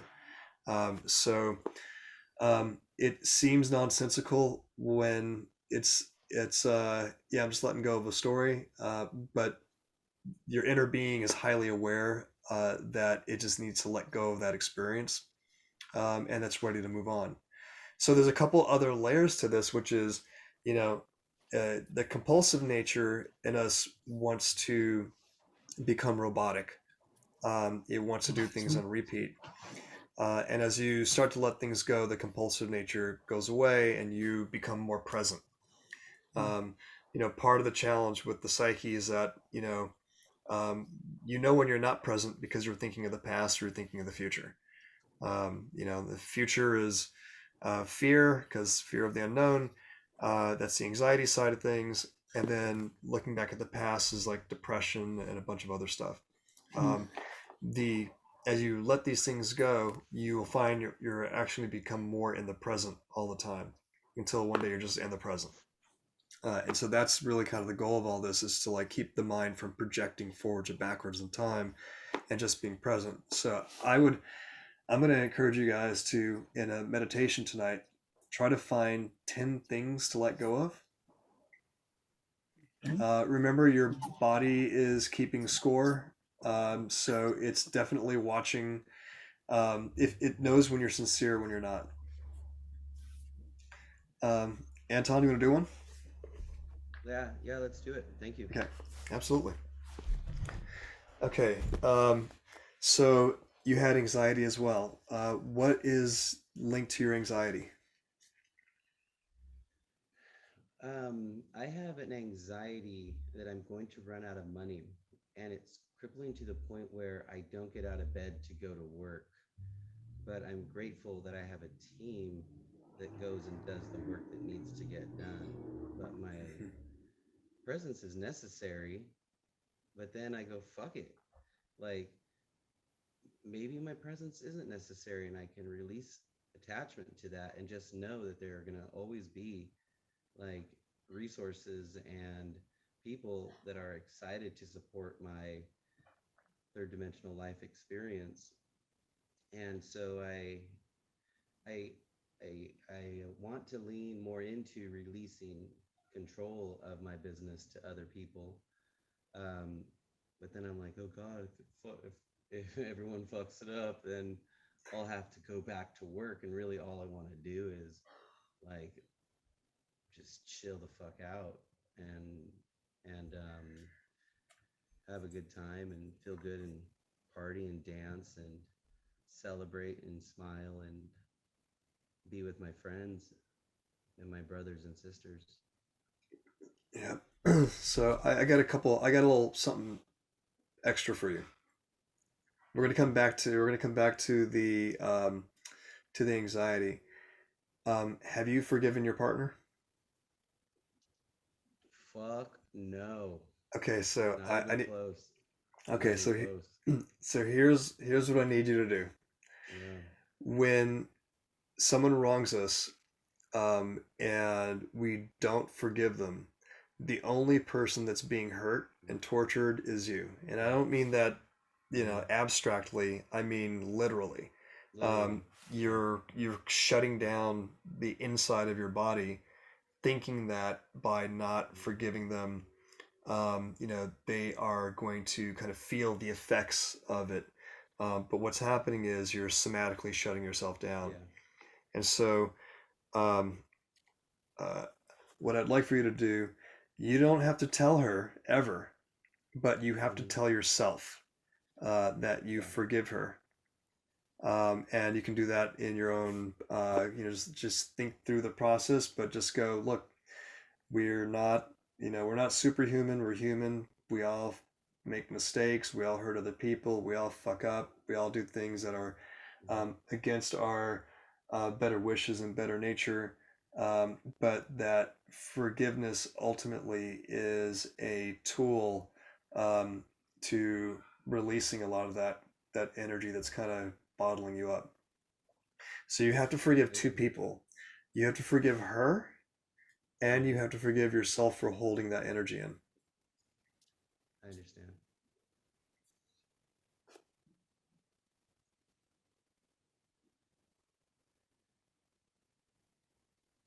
So I've been working on forgiving since the moment of our separation. Um, the traumatic effects of being left to die, um, like literally under the hand of their cartel when she could have helped me Right. because she had linked up with locals that could have gotten me out of Mexico safely instead of having to fucking grovel for my life to barely get the fuck out of Mexico with just the clothes on my back. Right. It's a I lot of trauma. forgive her as a lover because she did so much for me. I forgive her as a partner because she was so good to me in my business. And I forgive her as a person because she's a beautiful person. But there's that part where I go back and was like, bitch fucking left me to die for real. Not like, oh, she hurt my feelings and now I'm gonna die. Yeah. Like real fucking people coming at me with um, real death threats. And I don't know if I want to allow that to be forgiven. Well, I do want to forgive it, but I can't invite that back into my life experience. So, I've released attachment to wanting to have anything to do with that entity, to the point where I had a succubus cord cutting ceremony. But yeah, Awesome. I feel Yeah. grateful. I'm happy to forgive my partner, my former partner, and I'm working on forgiving myself, which is definitely the hardest part, and that is in progress. But considering it's been a year, I still can say I have not even started. And during that time, my stepdad died, and I was depleted of hundreds of thousands of dollars from my relationship as well that I had no idea were um, Mm. taken from me. So I got fucked, but really I fucked myself by not paying more attention to my business and my assets, just taking it too easy. But I do want to forgive myself, and I'm conscious enough to know how important that is, and I know that it does internalize into disease, and um, I feel like I wouldn't be here in this most important part of my life experience with you and these other beautiful people in this group, um, hearing and receiving these downloads if it wasn't for being put under extreme pressure. So, Mm-hmm. I see that and I'm grateful for it, but I'm like, God, when the fuck do I get out of this scene? Because I'm much better than this. And I'm much more graceful than this. And I'm much more loving. And I'm much more powerful and um, controlling of my destinies and my manifestations and my consciousness. And I'm like grabbing out, like, where the fuck am I? Like, where I'm so alone right now. And I have to accept, well, this is exactly where I'm supposed to fucking be to receive the greatest abundance from the universe. And of course, it would look like this. And so I'm learning to Mm-hmm. transmute these experiences, um, but they feel like heartache and loneliness and fear and anxiety at levels that I've never had to deal with. Like if I'm at like a 10 right now, maximum Mm-hmm. anxiety of all things and fear, like the last time I ever felt anything like this, the height of my anxiety or fear would have been like a 3. Right. So Oh my yeah. skill sets aren't developed for this situation. However, I'm having this beautiful opportunity to develop my skill sets to manage my fucking life experience on the third dimension, planet Earth. So thank Mm-hmm. you, everyone. That's where I'm at right now. So are you open to forgiving yourself and her, like, Yes. fully? Like, never, you don't have to go tell her, Yeah. this, she's out of your life for good, right? And that's where you want her to be, which is Yes. precisely where she should be. But Mhm. the forgiveness sounds like, so. Um, I had a partner cheat on me, and I had to go, Vivian, I forgive you for cheating on me, and you did certain things that, really kind of brought an end to our relationship, but you are just human. humans fuck up. And Mm. so, you're not in my life and I'm moving on. And then Lance, I forgive you for holding this kind of anger in your body, and I'm letting that go too. I can do that. Yeah, it can be super quick. It doesn't have to be super. The body knows how, like, it knows how sincere you are, and it knows the subject. Cool. No, I can do that. I'll do it right now. I'm Yeah. sending you all love and light, Anna, and I forgive you and I thank you for all the lessons in love and light that you brought into my life experience. And I want to release any, I want to completely and authentically release any um, hard feelings I have about anything that happened. And I forgive you and I forgive you. And Anton, I want to forgive you for, um, I want to forgive you for thinking that you need to know what to do right now and for making decisions that you felt were right and um, you did the best you can do. And I want to forgive you for thinking that you should know how to do better. Okay, Awesome. that's where I can start. Awesome. Was there any Let time sensation? do its work. Yeah, awesome. Yeah, That's very one of those. powerful. Let time do its work, and it will. And it will. That's right. Thank you. How did that, was there a sensation in your body as you got to the end of those? Was it more anger? Was it less? Do you feel lighter? Oh, I feel so much lighter. I mean, I believe in the light, like I truly do. Like I'm Mhm. a heart-centered person, and I'm in Fresno, California by myself right now. Right, The love languages aren't spoken, and I'm so lonely without my tribe. right. And so it feels so Yeah, good just to be around all of you, hearing everyone like tune into different healing modalities to just nurture your spirit. So I'm like high as a kite right now. I'm in church, so thank you. I do feel better after That's right. the This is church. that's right. I That's what do I feel know is better. church today. Is this work? Yes, I do feel better. Thank you. I Hmm. appreciate it. Thank you for that invitation into that experience. I appreciate your guidance. Let's do one more, I'm because I would love to.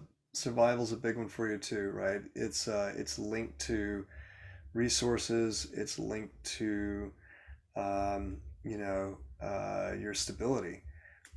Hmm. So how would you describe um, how would you describe your survival right now? Actually, do you want to take loneliness? Well, they're attached because no money, Right, no honey. You know, right, right. I'm a dude. So let's take care of the category. Um, Hmm. so let's let go of the need for money to bring happiness and to make you happy, Hmm. right? That's because we know that kids don't have money and they're the happiest people on the planet, you know? Thank you. Mhm. That's So perfect. I can so see that. let's let that one go. It's a category, so it's not going to have the biggest effect, but it will have an effect.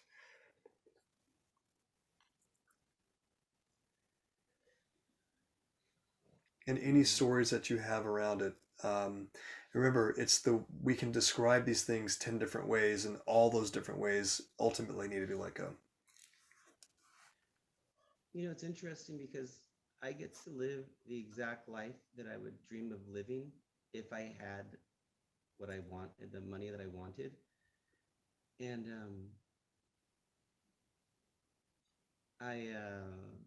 and then I think about, oh shit, I have to do this for like another how many years or invest and do other things differently. And you know, I just feel so blessed, and I'm grateful to release my attachment. You know, I grew up on a skateboard, and as long as there was a skateboard, like I could be happy for hours and years of just pushing and rolling sideways and jumping in the air. Hmm. Like none of that cost anything. And that's when I'm happiest, when I get to play my music and do the things that don't require consumption. And I had become so um, consumer driven in the past 8 years of my life experience. And it feels nice to just be getting back to being very simple. Mm-hmm. I like Yeah. myself more here. Yeah. So, how is your loneliness attached to that?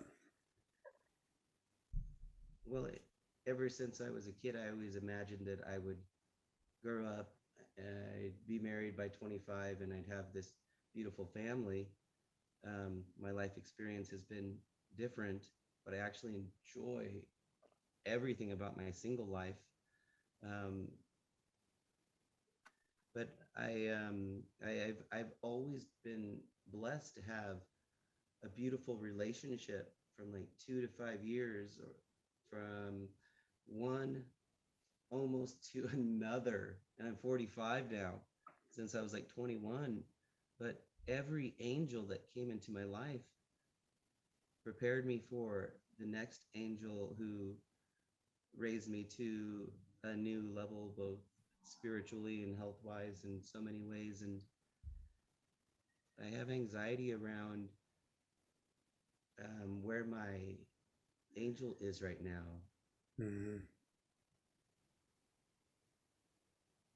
And how to reach it? If I can reach it, I'm having doubts, which is something new in my life experience too. Like I don't have the same confidence I had before the trauma. Mm-hmm. I understand. Okay, so let's let's find a story that is linked to negative experience and loneliness. Um, how it makes you feel, and let's let that story go.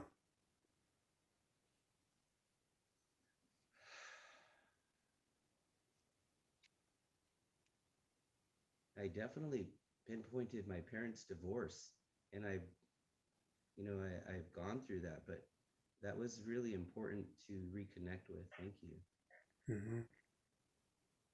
Um, yeah, neurotic behaviors are almost directly linked with parents' divorce.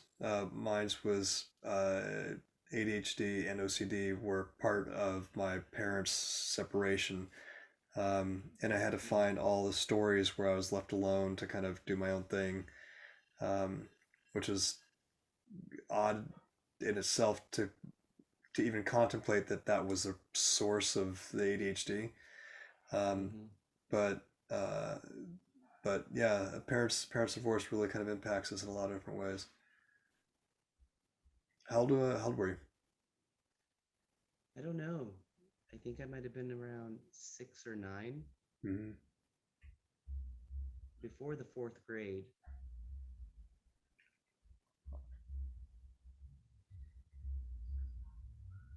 or about the fourth grade. All right, guys. Hey, just real quick. I know I'm conscious of the time. And Paul, we haven't gotten to. Um, uh, I feel like there's a couple things we can do. We can keep going until we've all gone through. But I also feel like I think what I really should do is um, leave us with something to do, and then circle back to each other. I can circle back to you guys individually in the next week to see how you're doing, if you guys are open to it. Well, you left us with the 10 things, right, to let go of. To Yeah, so one of the things that I found to be really helpful is creating a routine out of this, and using that routine like every morning before I get out of bed. Spend 5 minutes to let go of 10 things and then roll out of bed. Okay. Makes So sense. the biggest thing to do to really kind of like really feel the somatic volumes in the body is you don't have to do this with meditation. Meditation helps to feel the volume, but it's to uh, get into a very deep breath where your breath is down to about 4 to 6 breaths a minute. Um, do that for about 2 to maybe 5 minutes before you start really letting things go. Also, not really totally necessary, but if you want to feel the volume show up, you can place your attention around the volume so you're almost like outlining its full shape. Um, and then you can get into a category that's really kind of eating at you. Anxiety, fear, loneliness, like these are all like really big categories. And any sentence, how am I lonely? When you ask yourself, how am I lonely? Why am I anxious? What am I afraid of? And you just sit quietly, a million things will come up, you know? And so anything that comes up uh, is a story, and that story can be let go of immediately. You want to just kind of presence yourself to the story where it's like, um, I have a fear of the dark. Why do I have a fear of the dark? I have a fear of the dark because I thought there were monsters under my bed, you know?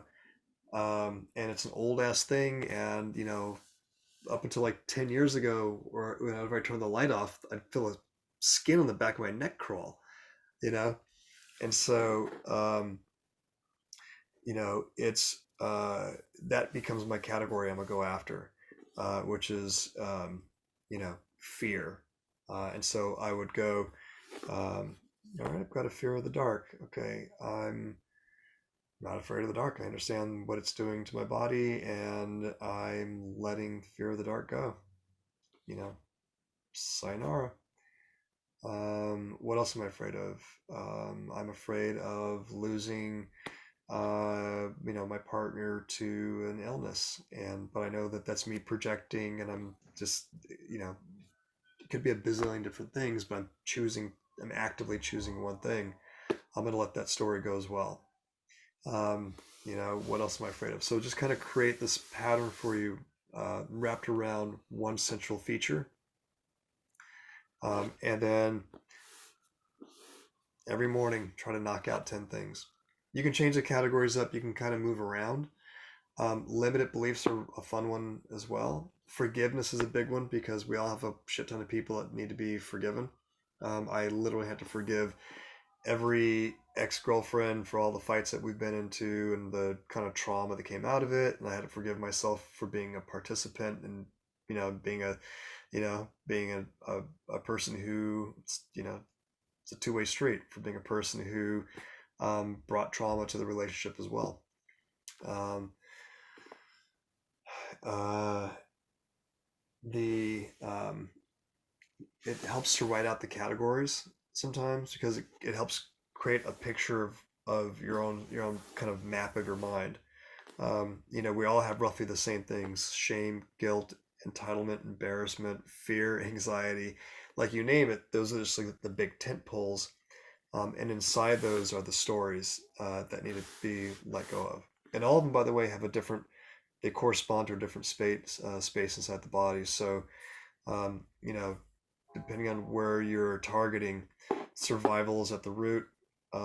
Unfulfilled desires is around the belly button, like behind the belly button. Personal power is at your solar plex. Self care, self confidence, self value is in your heart. Um, how you communicate your self confidence is your throat. Perception is your um, the corpus callosum, like the third eye area, and then the crown would be things like I believe in God, like just a limited belief. And the reason why those got to go too is because if you believe in God, you don't need to have the belief. It's a thing that it sounds counterintuitive, but having a belief in God is telling your body, no, no, no, you have all the answers. It looks exactly like this. It's the Christian God. It's a tiny little speck of belief, of a belief, when the reality is much bigger than that. So, you know, I believe I can fly. I believe I'm the greatest person on earth, or whatever those beliefs are. All of them can go. And what we'll end up doing is it'll remove the kind of somatic blockers, and it will open up it'll give you access back to your superconscious.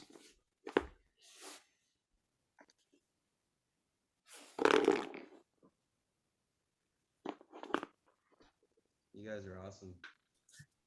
Thank you. This is very Yeah, good. you guys I've are got awesome. 2 cats laying on my pain area right now, so I'm probably gonna have to go. I think they're trying to heal me That's too because funny. they are wont to do that. That's awesome. I know, Hey, it's no, awesome. They're good. They're good animals. guys, thank you for doing this. I love you very much. Yeah. Thank Love you. you It's too. awesome seeing you guys. Thank you, Yeah. Lance. You're Thanks. very welcome. I'll reach out to you guys during the week. Anton, I want to hit you up later on anyway, because there's some deep stuff in there, and we're gonna go deep. I know, brother. Thank you so much. I Absolutely. appreciate your patience. Hey, I just want to share something with the group real quick. You're gonna kick ass at your race. I know it, and you're gonna have the best time ever. 100%. And I feel like mushrooms might be helpful for our friend Jennifer. Figure out how to microdose that. It helps your head and the Yeah, brain. I've been actually, I've been looking into that a little bit, to tell you the truth. And I am the Yeah. perfect state for it because Oh, we're the good, first good. state that made it legal. And they're, It's very effective. Yeah. I mean, mushrooms are good for everyone. And I think it's like, it's the part between the bacteria and the single cell organism was the mycelium. So that's for you, Lance. But you Mhm. guys are also awesome. I literally feel so much better just having spent this time with such Please. light-minded, beautiful spirits. Thank Absolutely. you so much for being the Yeah. angels in my life this evening. Absolutely. Thanks everyone for your Thank you guys presence. for sharing. Very calming. All right. Ciao. Ciao. Love you guys. Thank you, guys. Great Bye, to guys. meet you. Thank you. You Bye, too, guys. brother. Good night. Good night, Night. Lance. I love you, man. I love you Bye, too. guys. Good to see you. Ciao. Bye. Paul, you want to stay on? Yeah. Hold on, let me stop recording.